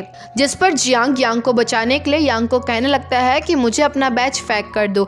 यहाँ पर इवन यांग अपने आप को बचाने के लिए जियांग की तरफ बैच फेंक तो देता है, लेकिन इससे पहले कि जियांग उस बैच को पकड़ पाता एक बार फिर से वो बैच डिसअपियर हो जाता है और यांग के सीधे गले में टंग जाता है। और अब होना क्या था, यांग के तो जस्ट सर पे वो राक्षस खड़ा हो रखा था और यांग के पास इतना टाइम भी नहीं था कि वो बैच अपना गले से निकालकर किसी और को पास कर सके, जिसके चलते नियान कुछ ही सेकंड में यांग को निकल जाता है। और ये मोमेंट सभी के लिए काफी ज्यादा इमोशनल था, स्पेशली जियांग के लिए, क्योंकि जियांग के लिए तो उसके दोनों दोस्त अब मारे जा चुके हैं। पर यहाँ पर हल्की सी एक चीज अच्छी हो जाती है, जब नियान यांग को खा रहा था उस टाइम पर चुनियो और श्वान की नजर पड़ जाती है नियान के गले में लटके हुए घंटी पर, जहाँ पर ये लोग नोटिस करते हैं कि नियान के गले में जो घंटी लटकी हुई है वो एक्चुअली में घंटी नहीं है, बल्कि वहाँ पर भी की डालने के लिए एक स्पेस बनाई गई है। यानी कि इस गेम को प्रॉपर्ली कंप्लीट करने के लिए इन नियान के गले में लटकी हुई घंटी के अंदर ब्लैंक बैच को डालना होगा। इनको मालूम पड़ चुका था कि इस गेम को किस तरह से कंप्लीट करना होगा, जिसके चलते श्वान तुरंत ही भागकर जाता है और ब्लैंक बैच को पकड़ लेता है, जिसके बाद नियान पड़ जाता है श्वान को मारने के लिए। यहाँ पर नियान इससे पहले कि श्वान को खत्म कर पाता, इतने में वहाँ पर चुनियो आकर श्वान के साथ बैच को एक्सचेंज कर लेती है। और फिर होना क्या था, इसके बाद नियान सीधा पीछे पड़ता है चुनियो के। यहाँ पर चुनियो भागते भागते एक ऊंची वाली लोकेशन में चढ़ जाती है, लेकिन हाँ नियान तो ऑलरेडी काफी बड़ा था, जिसके चलते नियान के लिए तो हाइट मैटर करती ही नहीं है, जिसके चलते नियान चुनियो को मार पाता कि इतने में एक बार फिर से चुनियो अपने बैच को श्वान को पास करवा देती है। और इस बार ये इनका लास्ट पासिंग था, क्योंकि इस बार जैसे ही नियान श्वान की तरफ भागता है उसे मारने के लिए, तो ठीक उसी टाइम पर चुनियो भी नियान के ऊपर जंप मार देती है और सीधा उसके सर पे चढ़ जाती है। और जैसे ही चुनियो नियान के सर पे चढ़ती है तो तुरंत ही श्वान भी पीछे की तरफ मुड़ता है और तुरंत ही जो है नियान की तरफ भागता है, जहाँ पर इससे पहले कि नियान श्वान को मार पाता, इतने में चुनियो नियान के सींग को खींचती है और तुरंत ही उसके मुंह को ऊपर की तरफ कर देती है। यहाँ पर चुनियो ने नियान के सर को इसलिए खींचा ताकि नियान गलती से भी श्वान को खा ना जाए और साथ साथ जो है श्वान के लिए भी इजी हो जाए नियान की घंटी के अंदर बैच डालने के लिए। और एक बार फिर से ये दोनों के दोनों एक साथ मिलकर इस कंपटीशन को भी कंप्लीट कर देते हैं, जहाँ पर जैसे ही श्वान नियान की घंटी के अंदर उस बैच को डालता है तो देखते ही देखते नियान उसी टाइम पर वहीं पे फट जाता है। और इतना ही नहीं बल्कि इस बार तो अनाउंसमेंट भी होती है कि फाइनली उन्होंने इस टास्क को भी कंप्लीट कर दिया है। वेल ऑफ कोर्स सभी लोगों को काफी ज्यादा खुशी थी कि उन्होंने इस गेम को कंप्लीट तो कर दिया, लेकिन हाँ इसके साथ साथ जियांग को काफी ज्यादा दुख भी हो रहा था, क्योंकि उसका एक और दोस्त आज मारा गया। बेले गेम भले यहाँ पर कंप्लीट हो चुका हो, लेकिन यहाँ पर हम देख पाते हैं कि एक अननोन पर्सन के पास इस पूरे गेम की फुटेज मौजूद थी और वो काफी चाव से इस पूरी वीडियो को देखने में लगा हुआ था कि किस तरह से ये लोग इस गेम को खेल रहे हैं। खैर, जब एक बार फिर से श्वान की आंख खुलती है तो इस बार भी श्वान अपने रूम में ही मौजूद था। यहाँ पर श्वान देखता है कि जो पिछली रात उसने सर्च मारा था उसका रिजल्ट भी इंटरनेट पे आ चुका है। यहाँ पर इंटरनेट के अकॉर्डिंग किसी के पास भी ब्रेन की इतनी ज्यादा नॉलेज नहीं है और इवन अभी भी स्टिल जो है ब्रेन के बारे में रिसर्च चलने में लगी हुई है। वहीं पे दूसरी तरफ चुनियो और क्विंग को होश आते ही तुरंत ये लोग भागते हैं यांग के वार्ड की तरफ ताकि वो यांग की कंडीशन चेक कर पाए। इवन जियांग भी काफी टाइम से कोशिश कर रहा था यांग को उठाने की, लेकिन इसके बावजूद भी यांग नहीं उठ रहा था। कुछ ही देर में वहाँ पर डॉक्टर आकर यांग का चेकअप करते हैं, जहाँ पर डॉक्टर जियांग को बताने लगते हैं कि पिछली रात यांग ने ड्रिंक करा और अल्कोहलिक होने की वजह से वो अब कोमा में जा चुका है। यहाँ पर चुनियो को तो डॉक्टर जिया की बात पे यकीन नहीं हो रहा था, क्योंकि कोई पर्सन सिर्फ और सिर्फ अल्कोहलिक होने की वजह से कोमा में कैसे जा सकता है। पर खैर, जियांग को तो काफी खुशी हो रखी थी कि यांग अभी भी जिंदा है। चलो, वो कोमा में गया है, कभी ना कभी तो वो जग ही जाएगा। डॉक्टर जिया अपना काम करने के बाद वहाँ से चले जाता है, जिसके बाद चुनियो, क्विंग और जियांग कमरे में जाते हैं। यहाँ पर चुनियो जियांग से कहने लगती है कि चलो मान लेते हैं कि सच में तुम्हारा फ्रेंड कोमा में गया हुआ है और वो जल्दी ठीक हो जाएगा, लेकिन तुम्हारे दूसरे फ्रेंड का क्या है, अभी कहाँ पर है? जिस पर जियांग चुनियो से कहने लगता है कि मुझे खुद नहीं मालूम कि हैन अभी कहाँ पर है। और रही बात हैन की, तो डायरेक्टर चेन से हमने पूछा था कि वो कहाँ पर गया, तो डायरेक्टर चेन के अकॉर्डिंग हमारे उठने से पहले हैन ऑलरेडी खुद को डिस्चार्ज करवाकर यहाँ से जा चुका था।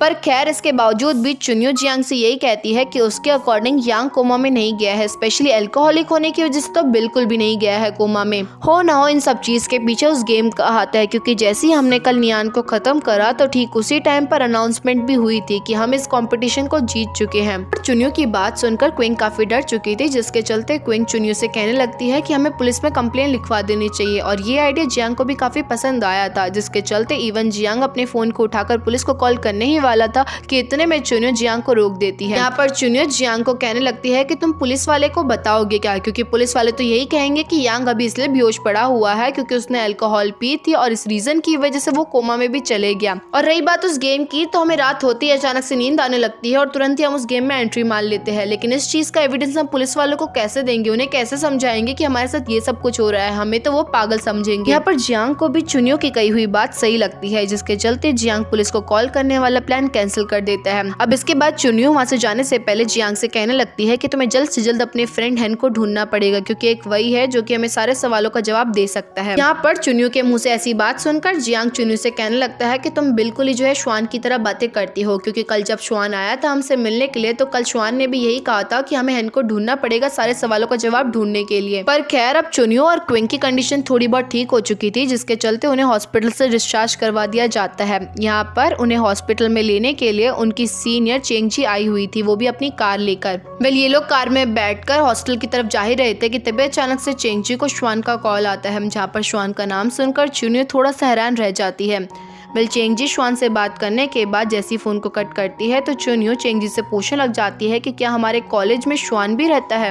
जिसके बाद चुनियो को एक बहुत बड़ी बात श्वान की मालूम पड़ती है कि श्वान उनके कॉलेज का सीनियर तो है, लेकिन उसके साथ साथ श्वान जो है वहाँ पर बच्चों को पढ़ाया भी करता है, एक तरह से पार्ट टाइम जॉब करा करता है उस कॉलेज में। और यही बात चुनियो को काफी ज्यादा शॉक कर देती है, क्योंकि श्वान उनके ही कॉलेज का टीचर था, लेकिन इसके बावजूद भी श्वान ने ये बात चुनियो को नहीं बताई। और इसी के साथ हमारे एपिसोड 4 और पार्ट 2 का एंड होता है।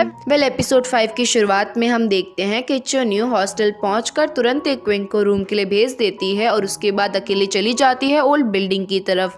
ओल्ड बिल्डिंग में घुसने के बाद चुनियो देख पाती है कि वहाँ पर हर जगह अंधेरा हो रखा था, और इतना ही नहीं बल्कि वहाँ पर जगह जगह पर मकड़ी के जाले भी लगे हुए थे, मानो वहाँ पर काफी सालों से कोई भी नहीं घुसा हो।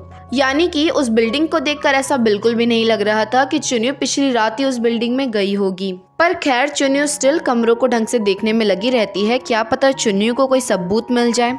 चुनियो ये सब कुछ सोच ही रही थी कि तभी अचानक से चुनियो ऐसा फील करती है कि वहाँ पर उसके अलावा भी कोई और मौजूद है। जिसके बाद चुनियो तुरंत ही दीवार के पीछे छुपकर देखने में लग जाती है कि वहाँ पर और कौन मौजूद है। यहाँ पर चुनियो देख पाती है कि वहाँ पर और कोई नहीं बल्कि श्वान आया हुआ था, और श्वान भी चुनियो की तरफ वहाँ की तलाशी लेने में लगा था। और इतना ही नहीं बल्कि श्वान सामानों की तलाशी लेते लेते तुरंत ही नीचे गिरे हुए किसी पेपर को उठाकर उसको जेब में रख लेता है और तुरंत ही वहाँ से निकल जाता है। यहाँ पर चुनियो को थोड़ा बहुत श्वान पे शक हो रहा था, और साथ साथ चुनियो देख चुकी थी श्वान को पेपर जेब में रखते हुए, जिसके चलते चुनियो तुरंत ही श्वान का पीछा करने करने लग जाती है। वहीं पे श्वान को भी मालूम था कि चुन्नी उसका पीछा कर रही है, जिसके चलते श्वान तुरंत ही आगे जाकर एक दीवार के पीछे छुप जाता है। और जैसे ही अचानक से श्वान को फील होता है कि चुन्नी उसके पास बिल्कुल ही पहुंच चुकी है, तो तुरंत ही श्वान चुन्नी को थप्पा भी कर देता है। लेकिन यहाँ पर उल्टा श्वान का ही पोपट बन चुका था, क्योंकि वहाँ पर चुन्नी नहीं बल्कि चेंगजी आई हुई थी। एक्चुअली में चुन्नी ने रास्ते में ही चेंगजी को देख लिया था और इस रीजन की वजह से चुन्नियों को श्वान का पीछा करना छोड़ना पड़ता है।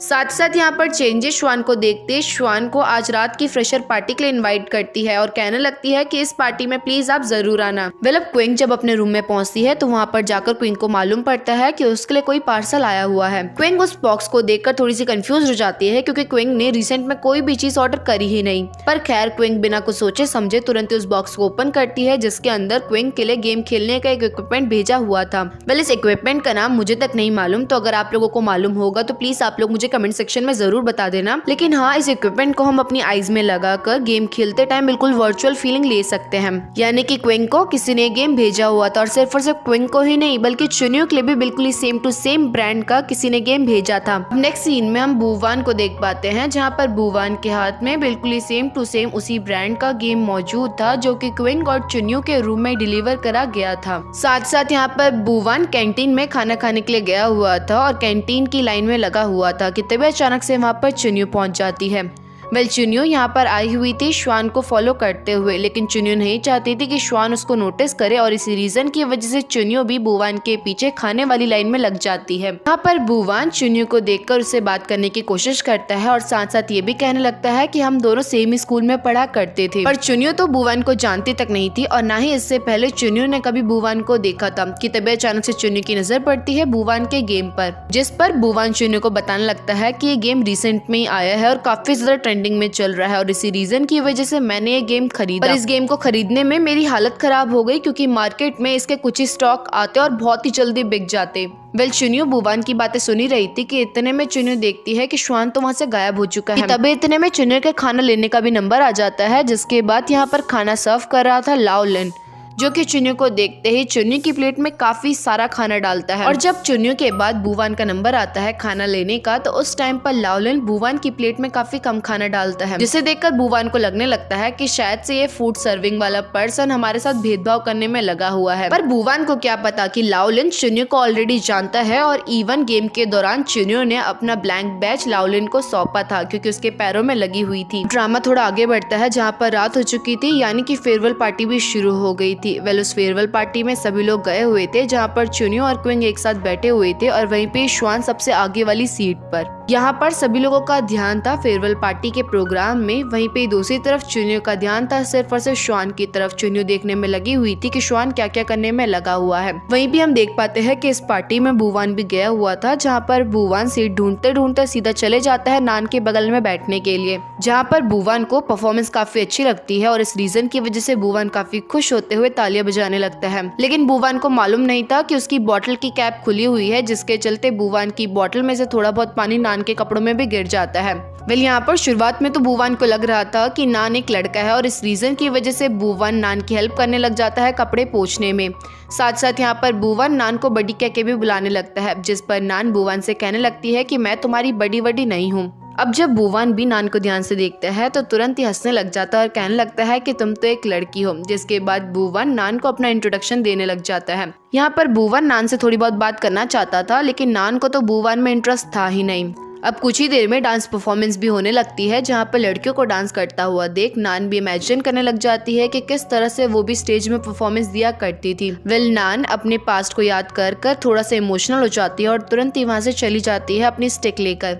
यहाँ पर बुवान भी नान की कंडीशन को देख चुका था कि नान को चलने में प्रॉब्लम होती है, जिसके चलते बुवान नान से कहता भी है कि क्या मैं तुम्हारी हेल्प कर दूं, बट नान बुवान को साफ साफ मना कर देती है कि मुझे टच मत करो, जिसके बाद नान तुरंत ही हॉल से बाहर निकल जाती है। वहीं पे बुवान भी नान को थोड़ा बहुत मनाने के लिए उसके पीछे पीछे चले जाता है। वहीं पे श्वान भी कुछ ही देर में बोर होकर तुरंत ही हॉल से बाहर निकल जाता है, जहाँ पर श्वान को बाहर जाता हुआ देख तुरंत ही चुन्नी भी श्वान के पीछे पीछे चली जाती है। यहाँ पर क्विंग चुन्नी को रोकते हुए उससे पूछती पूछती भी है कि तुम कहाँ जा रही हो, जिस पर चुनियो क्विंग से झूठ कहते हुए कहने लग जाती है कि मैं अभी आई, थोड़ी देर में मैं टॉयलेट जा रही हूँ। बट जब क्विंग थोड़ा बहुत चुनियो का पीछा करती है तो यहाँ पर क्विंग को मालूम पड़ जाता है कि चुनियो टॉयलेट नहीं गई, यानी कि चुनियो ने उससे झूठ कहा। और ये चीज क्विंग को हल्की सी बुरी लगती है, क्योंकि क्विंग अपनी लाइफ की हर चीज चुनियो को बताया करती थी। वहीं पे चुनियो स्टिल क्विंग को इतना अच्छा दोस्त नहीं मानती है अपना। दूसरी तरफ नान अपने गर्ल्स हॉस्टल की तरफ जा ही रही थी कि तभी इतने में नान वापस नोटिस करती है कि बूवन स्टिल उसका पीछे करने में लगा हुआ है, जिससे काफी ज्यादा परेशान हो नान बूवन से पूछने लगती है कि तुम मेरा पीछा क्यों कर रहे हो। यहाँ पर बूवन नान से थोड़ी बहुत बात करना चाहता था, जिसके चलते बूवन नान से कहने लगता है कि मेरे पास ये बहुत मजेदार सा गेम है,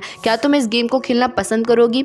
ये गेम काफी ज्यादा अमेजिंग है और इस गेम को खेलने में ऐसा लगता है कि तुम सच में ये गेम खेल रही हो, यानी कि लाइव गेम खेल रही हो। पर नान तो बूवन को इग्नोर मारना चाहती थी, जिसके चलते नान बूवन को बिना कुछ कहे तुरंत ही दूसरी तरफ चली जाती है। यहाँ पर एक बार फिर से बूवन नान को रोकते हुए कहने लगता है कि क्या हम दोनों वीचैट में एक दूसरे के साथ कनेक्ट हो सकते हैं ताकि हम एक दूसरे से बात कर सके। बट नान को तो बूवन काफी अनोइंग लगने लग गया था, जिसके चलते नान बूवन की बातों को इग्नोर मारते हुए अपने रूम की तरफ निकल जाती है।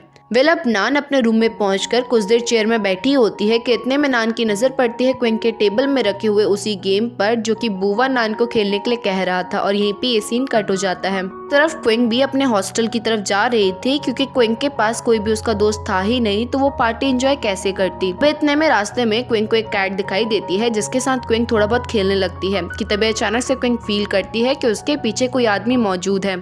शुरुआत में तो क्विंग थोड़ा सा डर जाती है और जैसी पीछे मुड़ती है तो पीछे मुड़ने के बाद क्विंग को मालूम पड़ता है कि उसके पीछे और कोई नहीं बल्कि डॉक्टर जिया है। यहाँ पर क्विंग डॉक्टर जिया से रीजन पूछने लगती है कि वो यहाँ पर क्या कर रहा है, जिस पर डॉक्टर जिया क्विंग को बताता है कि एक्चुअली में उसने भी यहीं से अपना कॉलेज कंप्लीट करा था, यानी कि एक तरह से डॉक्टर जिया क्विंग का सीनियर हुआ।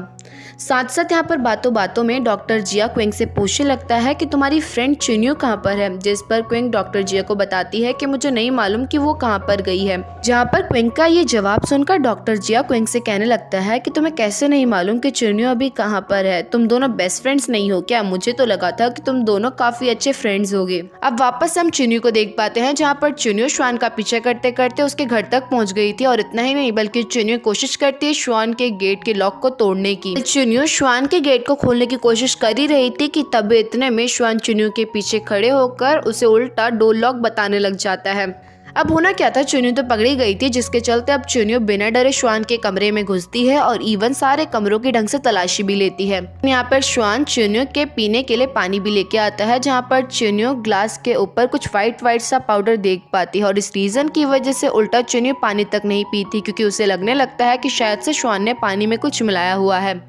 और इस चीज को श्वान तक समझ चुका था, जिसके चलते श्वान शुरुआत में चुनियो के साथ काफी क्रीपी वे में बात करता है और फिर उसके बाद कहने लगता है कि मैंने पानी में नमक मिलाया हुआ है। श्वान कहने लगता है चुनियो से कि एक्चुअली मैं नमक वाला ही पानी पीता हूँ, बचपन में मुझे ये पानी काफी अजीब लगता था, लेकिन अब मुझे आदत पड़ चुकी है इस पानी की। और ये सब कुछ श्वान अपनी मॉम के थ्रू सीखा है, यानी कि श्वान की मॉम ही श्वान को नमक वाला पानी पिलाया करती थी ताकि श्वान की बॉडी में किसी भी इलेक्ट्रोलाइट की कमी ना हो। पर खैर इसके बावजूद भी चुनियो पानी नहीं पीती और श्वान से कहने लगती है कि काम की बात में आओ, तुम उस ओल्ड बिल्डिंग में क्या करने के लिए गए हुए थे। जिस पर श्वान चुनियो को बताने लगता है कि मैं उस ओल्ड बिल्डिंग की मेजरमेंट लेने के लिए गया हुआ था, क्योंकि जिस जगह पर हम लोग गेम खेलते हैं वो बिल्कुल ही same to same old building की तरह दिखाई देता है और इवन दोनों की मेजरमेंट बिल्कुल ही सेम थी, जिसके चलते मुझे शुरुआत में लगने लगा था कि किसी जादुई शक्ति की वजह से हम लोग रात में वहाँ पर गेम खेलने के लिए पहुँच जाते होंगे। पर काफ़ी देर सोचने के बाद मुझे एक चीज़ काफ़ी ज़्यादा कंफ्यूज करने लगी, अगर हम सच में उसी ओल्ड बिल्डिंग में गेम खेलने के लिए जाते हैं तो वो रातों रात एकदम से चेंज कैसी हो जाती है, क्योंकि जो ओल्ड बिल्डिंग उनके हॉस्टल में मौजूद है वो बिल्कुल ही कबाड़ खाने जैसी दिखाई देती है और वहीं पे जहाँ पर वो लोग गेम खेलने के लिए जाते हैं तो वो काफ़ी ज़्यादा सुंदर होती है। और कोई कितना भी फास्ट क्यों ना हो, लेकिन कोई भी पर्सन सिर्फ और सिर्फ एक दिन में किसी भी रूम को साफ नहीं कर सकता है, इतना ज़्यादा चमका नहीं सकता है। और चलो किसी पर्सन ने इतना ज़्यादा चमका भी दिया हो रूम, लेकिन इसके बावजूद भी नेक्स्ट डे वापस से हमें वो रूम बिल्कुल ही कबाड़ खाने जैसा दिखाई देता है। यानी कि इससे ये कंक्लूजन निकला कि भले ही ओल्ड बिल्डिंग उस गेम खेलने वाली लोकेशन की तरह दिखाई देती है, लेकिन इसके बावजूद भी दोनों की दोनों जगह अलग अलग है। अब दूसरी तरफ हम यांग और जियांग को देख पाते हैं, जहाँ पर जियांग यांग से कहने में लगा हुआ था कि फटाफट से तुम उठ जाओ, मुझे तुमसे काफी सारी बातें करनी है। साथ साथ यहाँ पर जियांग को अचानक से याद आता है कि उसे एक बार फिर से हैन को कॉल मिलाने की ट्राई करनी चाहिए ताकि वो पता कर सके कि हैन अभी कहाँ पर है। तब इतने में जियांग को याद आता है कि पिछली रात ही उसे उल्टा हैन का फोन इसी रूम में मिला था। यहाँ पर शुरुआत में जियांग को हल्के फुल्के नेगेटिव थॉट्स आने लगते हैं, जिस पर एक बार फिर से जियांग अपने मन को दिलासा देते हुए कहने लग जाता है कि नहीं नहीं, जो कुछ भी मैं सोच रहा हूँ वो बिल्कुल ही गलत है। हैन गलती से यहाँ पर अपना फोन भूला होगा और वैसे भी हैन को नया फोन चाहिए था, जिसके चलते हैन को जब मालूम पड़ा होगा कि उसका पुराना फोन गुम हो चुका है, जिसके चलते हैन ने इसको ढूंढने की ज्यादा कोशिश भी नहीं करी। वेल अब जियांग ये सब कुछ सोचने में लगा ही हुआ था कि इतने में जियांग को किसी का कॉल आता है, जिससे बात करने के लिए जियांग तुरंत ही वॉशरूम में चले जाता है। वेल अब जियांग कुछ देर अपने दोस्त से बात करने के बाद जैसे ही बाथरूम से बाहर निकलने ही वाला था कि इतने में जियांग नोटिस करता है कि बाहर 2 डॉक्टर आए हुए हैं यांग का चेकअप करने के लिए। यहाँ पर उन डॉक्टर्स की शक्ल तो नहीं दिखाई गई, लेकिन हाँ उन डॉक्टर्स में से जो जूनियर डॉक्टर था वो अपने सीनियर से कहने में लगा हुआ था कि यांग की बॉडी में इतना अल्कोहल नहीं है जो कि कोमा का रीजन बन सके। यहाँ पर उस जूनियर डॉक्टर को थोड़ा बहुत शक था कि मे बी कोमा में जाने का कुछ और भी रीजन हो सकता है, जिसके लिए उन्हें यांग का एक और चेकअप करवाना चाहिए। जिस पर तुरंत ही वो सीनियर डॉक्टर जूनियर डॉक्टर से कहने लगता है कि हमें ज़्यादा चेकअप करवाने की ज़रूरत नहीं है, तुम जाकर दूसरे पेशेंट्स को चेक करो।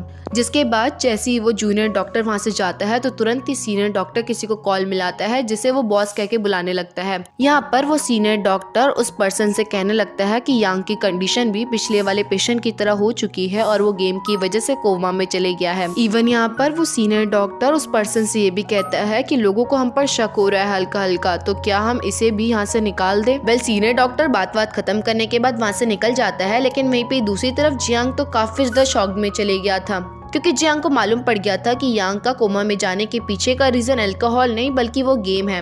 अब वापस से सीन चुनियो श्वान की तरफ बढ़ता है, जहाँ पर चुनियो श्वान के रूम में उसी गेम को देख पाती है जो कि बुवान के पास मौजूद था। साथ साथ यहाँ पर चुनियो श्वान से ये भी पूछने लगती है कि तुमने ओल्ड बिल्डिंग से क्या उठाया था, जिस पर श्वान चुनियो को कहने लगता है कि वो कुछ भी नहीं था, सिर्फ और सिर्फ एक कपड़े का टुकड़ा था जो कि मैंने जानबूझ के उठाया था ताकि तुम मेरा पीछा करो। लेकिन उस कपड़े के टुकड़े को देखने के बाद चुनियो को याद आता है कि जो आदमियों से बार बार दिखने में लगा हुआ है बिल्कुल ही सेम टू सेम यही कपड़ा उसने भी पहना हुआ था। पर खैर इनकी बातें तो चलती ही रहेंगी कि तभी इतने में इनके फोन में टाइमर ऑन हो जाता है, वो भी गेम का, यानी कि 10 सेकेंड में इनका गेम शुरू होने वाला है। और ये मैसेज सिर्फ और सिर्फ चुनियो और श्वान के फोन में नहीं आता बल्कि क्विंग के भी फोन में आता है, जहाँ पर क्विंग को नींद नहीं आ रही थी। क्विंग सोचने में लगी हुई थी चुनियो अभी कहाँ पर होगी, और इसी रीजन की वजह से क्विंग तुरंत ही खड़े होकर चुनियो को मैसेज करने लग जाती है कि वो भी कहाँ पर है, कि तभी इतने में क्विंग के भी फोन में टाइमर शुरू हो जाता है।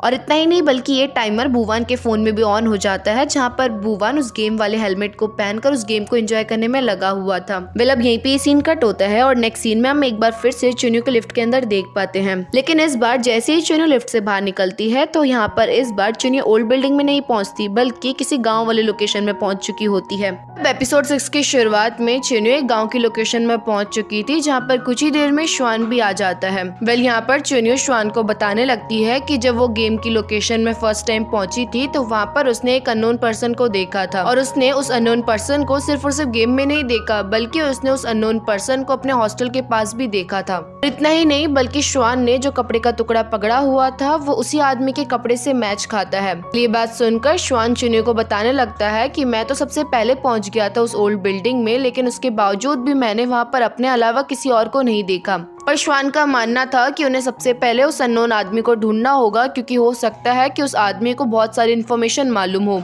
जिसके चलते हो सकता है कि वो अननोन पर्सन उनकी हेल्प कर सके इस गेम से आजाद होने में। वेल अब ये आपस में बात कर ही रहे थे कि इतने में वहाँ पर क्विंग भी पहुंच जाती है, जहाँ पर शुरुआत में क्विंग को काफी बुरा लगता है कि चुनियो और श्वान एक दूसरे से बात कर रहे हैं, लेकिन खैर क्विंग इस बात को साइड रखते हुए तुरंत ही चुनियो के पास जाकर उसका हाथ पकड़ लेती है। यहाँ पर क्विंग चुनियो से डरते हुए कहने लगती है कि वापस से गेम शुरू हो गया है और मुझे काफी डर लग रहा है, जिस पर चुनियो क्विंग से कहने लगती है कि डरने का कोई फायदा होने वाला नहीं है, क्योंकि डर के हम इस गेम से बाहर निकल नहीं सकते। अब इसके बाद ये तीनों आगे के रास्ते की तरफ बढ़ने लगते हैं, जहाँ पर चुनियो और श्वान स्टिल जो है इस गेम के बारे में डिस्कस कर रहे थे, और वहीं पे क्विंग इनकी सिर्फ और सिर्फ बातें सुनने में लगी थी, और ये चीज क्विंग को भी काफी बुरी लगती है कि ये लोग उसे इग्नोर मार रहे हैं। खैर अब श्वान चुनियो और क्विंग को बताने लगता है कि शायद से वो इस लोकेशन में अपनी ब्रेन के थ्रू एंटर हुए हैं, तो हो सकता है कि किसी ने उनके ब्रेन में चिप घुसा दी हो, जिसे सुन क्विंग को समझ नहीं आता कि अगर ये सब कुछ उनके ब्रेन में लगे हुए चिप की वजह से हो रहा है तो उनके ब्रेन में चिप कब लगा। जिस पर चुन्यू कहने लगती है कि शायद से जब हम लोग हॉस्पिटल गए होंगे तो उसी टाइम पर किसी ने हमारे ब्रेन के अंदर चिप डाल दिया होगा। पर यहाँ पर श्वान का मानना था कि बाकी लोग तो हॉस्पिटल गए थे लेकिन श्वान तो हॉस्पिटल गया ही नहीं था, तो उसके ब्रेन में चिप कैसे आया। तभी इतने में चुन्यू और श्वान को एक साथ याद आता है कि शायद से जब वो लोग वर्चुअल गेम खेल रहे थे तो ठीक उसी टाइम पर उनके शायद से ब्रेन में चिप इंसर्ट हो गई होगी। पर स्टिल इसके बावजूद भी इन्हें 100% श्योरिटी नहीं थी कि ये बात उनकी सच होगी कि इतने में चुन्यू को याद आता है कि चुन्यू ने वो वर्चुअल गेम बुवान के पास भी देखा था, जिसके चलते चुन्यू श्वान और क्विंग से कहने लगती है कि मैं किसी और पर्सन के भी यहाँ पर आने का वेट कर रही हूँ। अगर वो पर्सन भी यहाँ पर पहुँच गया यानी कि सच में ये सब कुछ वर्चुअल गेम की वजह से हो रहा है। कुछ ही देर में वहाँ पर लिन और जियांग भी पहुँच जाते हैं, जहाँ पर जियांग को देखकर क्विंग जियांग से यांग की कंडीशन के बारे में पूछती है, जिस पर जियांग डॉक्टर की कही हुई बातें नहीं बताता उन्हें और उल्टा झूठ कहने लगता है कि यांग अभी ठीक है और हो सकता है कि वो 2 दिन में ठीक भी हो जाए अच्छे से। ये लोग आपस में बात कर ही रहे थे कि इतने में वहाँ पर बुवान भी पहुँच जाता है, यानी कि चुन्यू का शक सही निकला गेम को लेकर। ये सब कुछ सिर्फ और सिर्फ उस वर्चुअल गेम की वजह से हो रहा है। यहाँ पर बुवान बिल्कुल आदिवासी लुक में आया हुआ था, क्योंकि बुवान के अकॉर्डिंग ये सच में कोई गेम चल रहा है, जिस पर जियांग और बाकी लोग भी बुवान से कहते हैं कि उसे ज्यादा उड़ने की जरूरत नहीं है, यानी कि जो बुवान सोच रहा है कि गेम में मजा आएगा, वो सब कुछ बुवान को सोचने की जरूरत नहीं है। पर इसके बावजूद भी बुवान उनकी बातों में ज्यादा ध्यान नहीं देता, क्योंकि बुवान के लिए सिर्फ और सिर्फ नॉर्मल सा गेम है जो कि बिल्कुल ही वर्चुअली उसे दिखाई दे रहा है। बुवान को क्या मालूम कि यहाँ पर सच में लोगों की डेथ हो रही है। अब ये लोग बात करते करते थोड़ा आगे जाते हैं, जहाँ आगे जाने के बाद इन्हें एक बड़ा सा मंदिर दिखाई देता है, जिसके अंदर घुसते ही अचानक से मंदिर का गेट बंद हो जाता है। यहाँ पर इन्हें मालूम पड़ चुका था कि हो ना हो इनका गेम अब इसी मंदिर के अंदर होगा, जिसके बाद ये लोग मंदिर को ढंग से देखने लग जाते हैं कि इतने में वहाँ पर क्विंग को पत्थर के ऊपर बहुत सारे हाथों के निशान दिखाई देते हैं, जिसके चलते क्विंग सभी लोगों को अपने पास बुलाती है। यहाँ पर सभी लोग ये चीज नोटिस कर पाते हैं कि वहाँ पर जितने भी हाथ बने हुए थे वो सारे के सारे हाथ उनके हाथ के साइज के अकॉर्डिंग थे। साथ साथ यहाँ पर चुन्यू एक और चीज नोटिस करती है कि यहाँ पर टोटल 7 हाथ बने हुए हैं और ये लोग तो उल्टा 6 ही है, यानी कि यहाँ पर एक और पर्सन इस गेम में आने वाला है, लेकिन वो अभी तक यहाँ पर पहुंचा नहीं। पर खैर अब ये लोग अपने अपने हाथ की लोकेशन में अपने हाथ को इंसर्ट करते हैं, क्योंकि बिना गेम खेले ये लोग इस दुनिया से बाहर निकल ही नहीं पाएंगे। हाथ को इंसर्ट करने के बाद तुरंत इनके सामने एक विच आ जाती है, जो कि इनसे कहने लगती है कि अगरबत्ती के बुझने से पहले तुम लोगों को एक पर्सन को चूज करना होगा, जिसे तुम लोग एक बॉक्स के अंदर डालोगे। इवन यहाँ पर वो विच उन्हें वार्न करते हुए ये भी कहती है कि उन्होंने अगर अगरबत्ती के बुझने से पहले किसी भी पर्सन को चूज नहीं करा तो उनके साथ कुछ बुरा होगा। और इतना कहने के बाद वो विच अचानक से गायब हो जाती है। सभी लोगों के लिए काफी ज्यादा कंफ्यूजिंग था, उन्हें समझ नहीं आ रहा था कि वो किस पर्सन को बॉक्स के अंदर डाले, क्योंकि उन्हें नहीं मालूम कि बॉक्स के अंदर जाने के बाद क्या होगा उनके साथ। साथ साथ यहाँ पर जियांग ये भी सोचने लगता है कि ये सभी एक ही कॉलेज से बिलोंग करते हैं, तो हो सकता है कि ये लोग अपना ग्रुप बनाकर मुझे उल्टा बॉक्स के अंदर डाल दें, जिसके चलते जियांग सभी लोगों से कहने लगता है कि क्यों ना हम लोग उस पर्सन को बॉक्स के अंदर डालें जो सबसे ज्यादा डरता हो। जियांग की ये बात सुनकर क्विंग काफी डर जाती है, क्योंकि क्विंग को समझ आ गया था कि हो ना हो वो सभी लोग मिलकर उसे ही बॉक्स के अंदर डालेंगे और यहाँ पर किसी को भी नहीं पता कि बॉक्स के अंदर जाने के बाद क्या होगा उनके साथ। जिसके चलते क्विंग तुरंत ही चुन्यू के पास जाकर उसका हाथ पकड़ते हुए कहने लगती है कि प्लीज तुम मुझे बॉक्स के अंदर मत डालना, तुम्हें तो मालूम है ना कि मुझे अंधेरे से कितना ज्यादा डर लगता है। जिसके जवाब में चुन्यू क्विंग से कुछ नहीं कहती। मतलब एक तरह से इस चीज का साइन था कि हो सकता है चुन्यू भी क्विंग को ही चूज करे बॉक्स के अंदर डालने के लिए। अब धीरे धीरे करके अगरबत्ती पूरी की पूरी खत्म होने वाली थी और अभी तक इन्होंने डिसाइड नहीं करा था कि किस पर्सन को बॉक्स के अंदर डालेंगे। साथ साथ यहाँ पर क्विंग चुन्यू से पूछती है, लेकिन चुन्यू क्विंग के सवाल का कुछ भी जवाब नहीं देती, जिसके चलते क्विंग निराश होकर तुरंत ही बॉक्स की तरफ बढ़ने लगती है और तभी इतने में अगरबत्ती भी पूरी की पूरी बुझ जाती है। और अगरबत्ती के बुझते ही अचानक से एक स्पिरिट आकर क्विंग के ऊपर हमला कर पाते कि इतने में चुन्यू क्विंग को बचाने के लिए उसे अचानक से धक्का दे देती है। पर धक्का देने की वजह से क्विंग तुरंत ही बॉक्स के अंदर चली जाती है और देखते ही देखते उस बॉक्स का ढक्कन भी बंद हो जाता है, यानी कि एक तरह से क्विंग अब बॉक्स के अंदर चली गई है। और इतना ही नहीं बल्कि बाहर अनाउंसमेंट होती है और बाहर खड़े लोगों को बताया जाता है कि इनका गेम शुरू हो गया है और इन्हें सारी की सारी स्पिरिट को खत्म करना होगा इस गेम में। ये स्पिरिट्स काफी ज्यादा शक्तिशाली थे, जहां पर श्वान उन्हें काफी मारने की कोशिश करता है, लेकिन इसके बावजूद भी श्वान उनके सामने कमज़ोर पड़ रहा था। और इतना ही नहीं बल्कि स्पिरिट्स के पास एक अलग सी पावर थी जिसके चलते वो लोग इधर से उधर 2 सेकंड में भाग जाते। तब इतने में स्पिरिट्स को मारते मारते अचानक से श्वान एक स्पिरिट के सर में मारता है, जहाँ पर सर में मारने की वजह से तुरंत ही वो स्पिरिट घायल हो जाता है, यानी कि एक तरह से मर जाता है, जिसके चलते ये लोग समझ जाते हैं कि इन स्पिरिट्स को खत्म करने के लिए उनका हेड अलग करना पड़ेगा। पर टेक्निक पता होने के बावजूद भी स्टिल ये लोग कमजोर पड़ रहे थे, क्योंकि ये लोग नंबर्स में काफी कम थे और स्पिरिट्स नंबर में कुछ ज्यादा ही थे, जिसके चलते सारे के सारे स्पिरिट्स एक एक पर्सन के ऊपर हमला करने में लगे हुए थे। वहीं पे हम क्विंग की कंडीशन को भी देख पाते हैं, जहाँ पर क्विंग काफी ज्यादा डर चुकी थी। क्विंग चिल्ला चिल्ला के कहने में लगी थी कि फटाफट से कोई मेरा गेट खोल दो। यहाँ पर साथ साथ क्विंग अपने पास्ट की बातें याद करने लगती है कि किस तरह से बचपन में भी किसी ने उसे अलमारी के अंदर बंद कर दिया था। और इतना ही नहीं, इवन यहाँ पर क्विंग को इविल स्पिरिट्स की भी आवाजें सुनाई दे रही थी, जो कि बार बार क्विंग को मैनिपुलेट करने में लगी थी। यहाँ पर वो इविल स्पिरिट्स क्विंग को कहने में लगी थी कि कोई भी तुम्हारा अपना नहीं है। तुमने देखा ना किस तरह से चुनियो ने तुम्हें बॉक्स के अंदर डाल दिया। तुम उसे अपनी बेस्ट फ्रेंड मानती थी, लेकिन वो तुम्हें नहीं मानती है अपना फ्रेंड। और जैसा कि हमें मालूम है कि क्विंग काफी कोशिश करती रहती है कि वो किस तरह से चुनियो को खुश करे, किस तरह से चुनियो भी उसे अपनी बेस्ट फ्रेंड की तरह माने, लेकिन इतनी मेहनत के बावजूद भी चुनियो क्विंग को भाव तक नहीं देती। और इतना ही नहीं बल्कि बाकी लोग तो चुनियो पे ध्यान तक नहीं देते, लेकिन इसके बावजूद भी चुनियो उनसे ज्यादा बात करती है, जैसे कि आजकल चुनियो श्वान पे ज्यादा ध्यान दे रही है। पर खैर हम लोग अब बाहर का सीन देख पाते हैं, जहाँ पर सभी लोगों के ऊपर वो स्पिरिट्स काफी ज्यादा हावी होती जा रही थी कि तभी इतने में वहाँ पर एक लड़की आकर तुरंत ही सारे स्पिरिट्स के हेड को अलग कर देती है। और फिर होना क्या था, सारे स्पिरिट्स के हेड को अलग करते ही तुरंत ही ये लोग गेम जीत जाते हैं। मतलब गेम जीतते नहीं है, क्योंकि जीतने में तो इन्हें काफी टाइम लगेगा, लेकिन हाँ इन्होंने ये गेम कंप्लीट कर दिया। यहाँ पर जिस लड़की ने इन लोगों को बचाया था उसका हमें क्लियरली फेस तो नहीं दिखाया जाता, क्योंकि उस टाइम पर उसने अपने फेस में मास्क लगाया हुआ था। पर यहाँ पर बू-1 एज यूजुअल उस लड़की को देखते काफी ज्यादा इम्प्रेस हो जाता है और तुरंत उसके पास जाकर अपना इंट्रोडक्शन देने लगता है और साथ साथ उस लड़की से भी उसका नाम पूछता है, जहाँ पर ये लड़की भी बू-1 को ज्यादा भाव नहीं देती और तुरंत ही बू-1 को अपना नाम डुओ डुओ बताकर वहाँ से चली जाती है।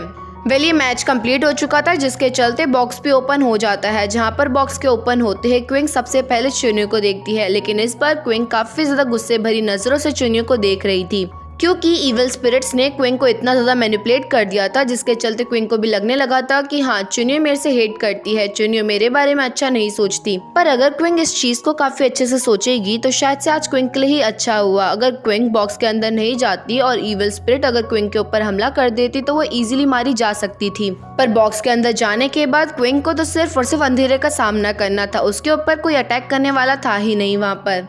वेल अब गेम कंप्लीट हो चुका था, जिसके चलते ये लोग अपनी रियल लाइफ में आ चुके थे, जहाँ पर जैसे ही चुनियो और श्वान की आंखें खुलती है तो ये दोनों एक दूसरे के काफी ज्यादा क्लोज थे और इस चीज की वजह से दोनों में काफी ज्यादा ऑकवर्डनेस आ जाती है। वेल इस ऑकवर्डनेस को खत्म करने के लिए दोनों के दोनों एक दूसरे से थोड़ा दूर चले जाते हैं पानी पीने के लिए। साथ साथ इन दोनों को फोन में एक मैसेज भी रिसीव होता है। वेल इन दोनों को टियानजिन टेक्नोलॉजी कंपनी की तरफ से मैसेज आया हुआ था कि इन्होंने 19th फ्लोर गेम में 20 घंटे से ज्यादा सर्वाइव कर लिया है, जिसके चलते इन लोगों को कांग्रेचुलेट करा जाता है और इवन यहाँ पर साइनिंग सेरेमनी के लिए भी इनको बुलाया जाता है, जहाँ पर इन्हें कॉन्ट्रैक्ट साइन करना होगा। जहाँ पर श्वान को लगने लगता है कि क्या पता ये सब कुछ एक ट्रैप हो, वहाँ पर जाकर ये लोग फंस जाए, जिस पर चुनियो का मानना था कि वैसे भी ये लोग गेम में फंसे हुए हैं और सच्चाई जानने के लिए इन्हें अपनी जान को रिस्क में डालकर वहाँ पर जाना ही होगा। वेल अब हम वहीं पे दूसरी तरफ क्विंग को देख पाते हैं, जहाँ पर क्विंग की जैसी आंखें खुलती है तो क्विंग सबसे पहले अपने मैसेज को देखती है जो कि उसने चुनियो को भेजा हुआ था, लेकिन काफी टाइम हो जाने के बावजूद भी स्टिल अभी तक चुनियो ने क्विंग के मैसेज का रिप्लाई तक नहीं करा था। साथ साथ यहाँ पर नान भी उठ चुकी थी, जिसके चलते वो क्विंग को देखकर बोलने लगती है कि क्या अभी तक चुनियो घर वापस नहीं आई, तुमने क्या उसको कांटेक्ट करके पूछने की कोशिश करी। जिस पर क्विंग नान से कहने लगती है कि मैंने कांटेक्ट करा था, लेकिन अभी तक उसका कुछ भी रिस्पॉन्स नहीं आया है। वेल यहाँ पर क्विंग को हल्का सा बुरा लगता है, लेकिन क्विंग की नींद पूरी नहीं हुई थी, जिसके चलते क्विंग वापस से सो जाती है। वहीं पे हम बू-1 को देख पाते हैं, जहाँ पर बू-1 गेम कंप्लीट करने के बाद हेलमेट को अपने सर से निकालता है और उस हेलमेट को काफी अजीब तरीके से देखने लगता है, लेकिन इसके बाद बू-1 को अचानक से डुओ डुओ की याद आने लगती है, क्योंकि शायद से बू-1 डुओ डुओ की आंखों में ही खो चुका है। अब इसके बाद जियांग तुरंत ही वॉशरूम से बाहर निकलकर यांग के पास जाता है और उसका हाथ पकड़ते हुए उसे कहने लगता है कि तुम्हें जल्द से जल्द ठीक होना होगा, तुम्हें मेरे लिए ठीक होना होगा, मैं तुम्हें ठीक करके रहूंगा।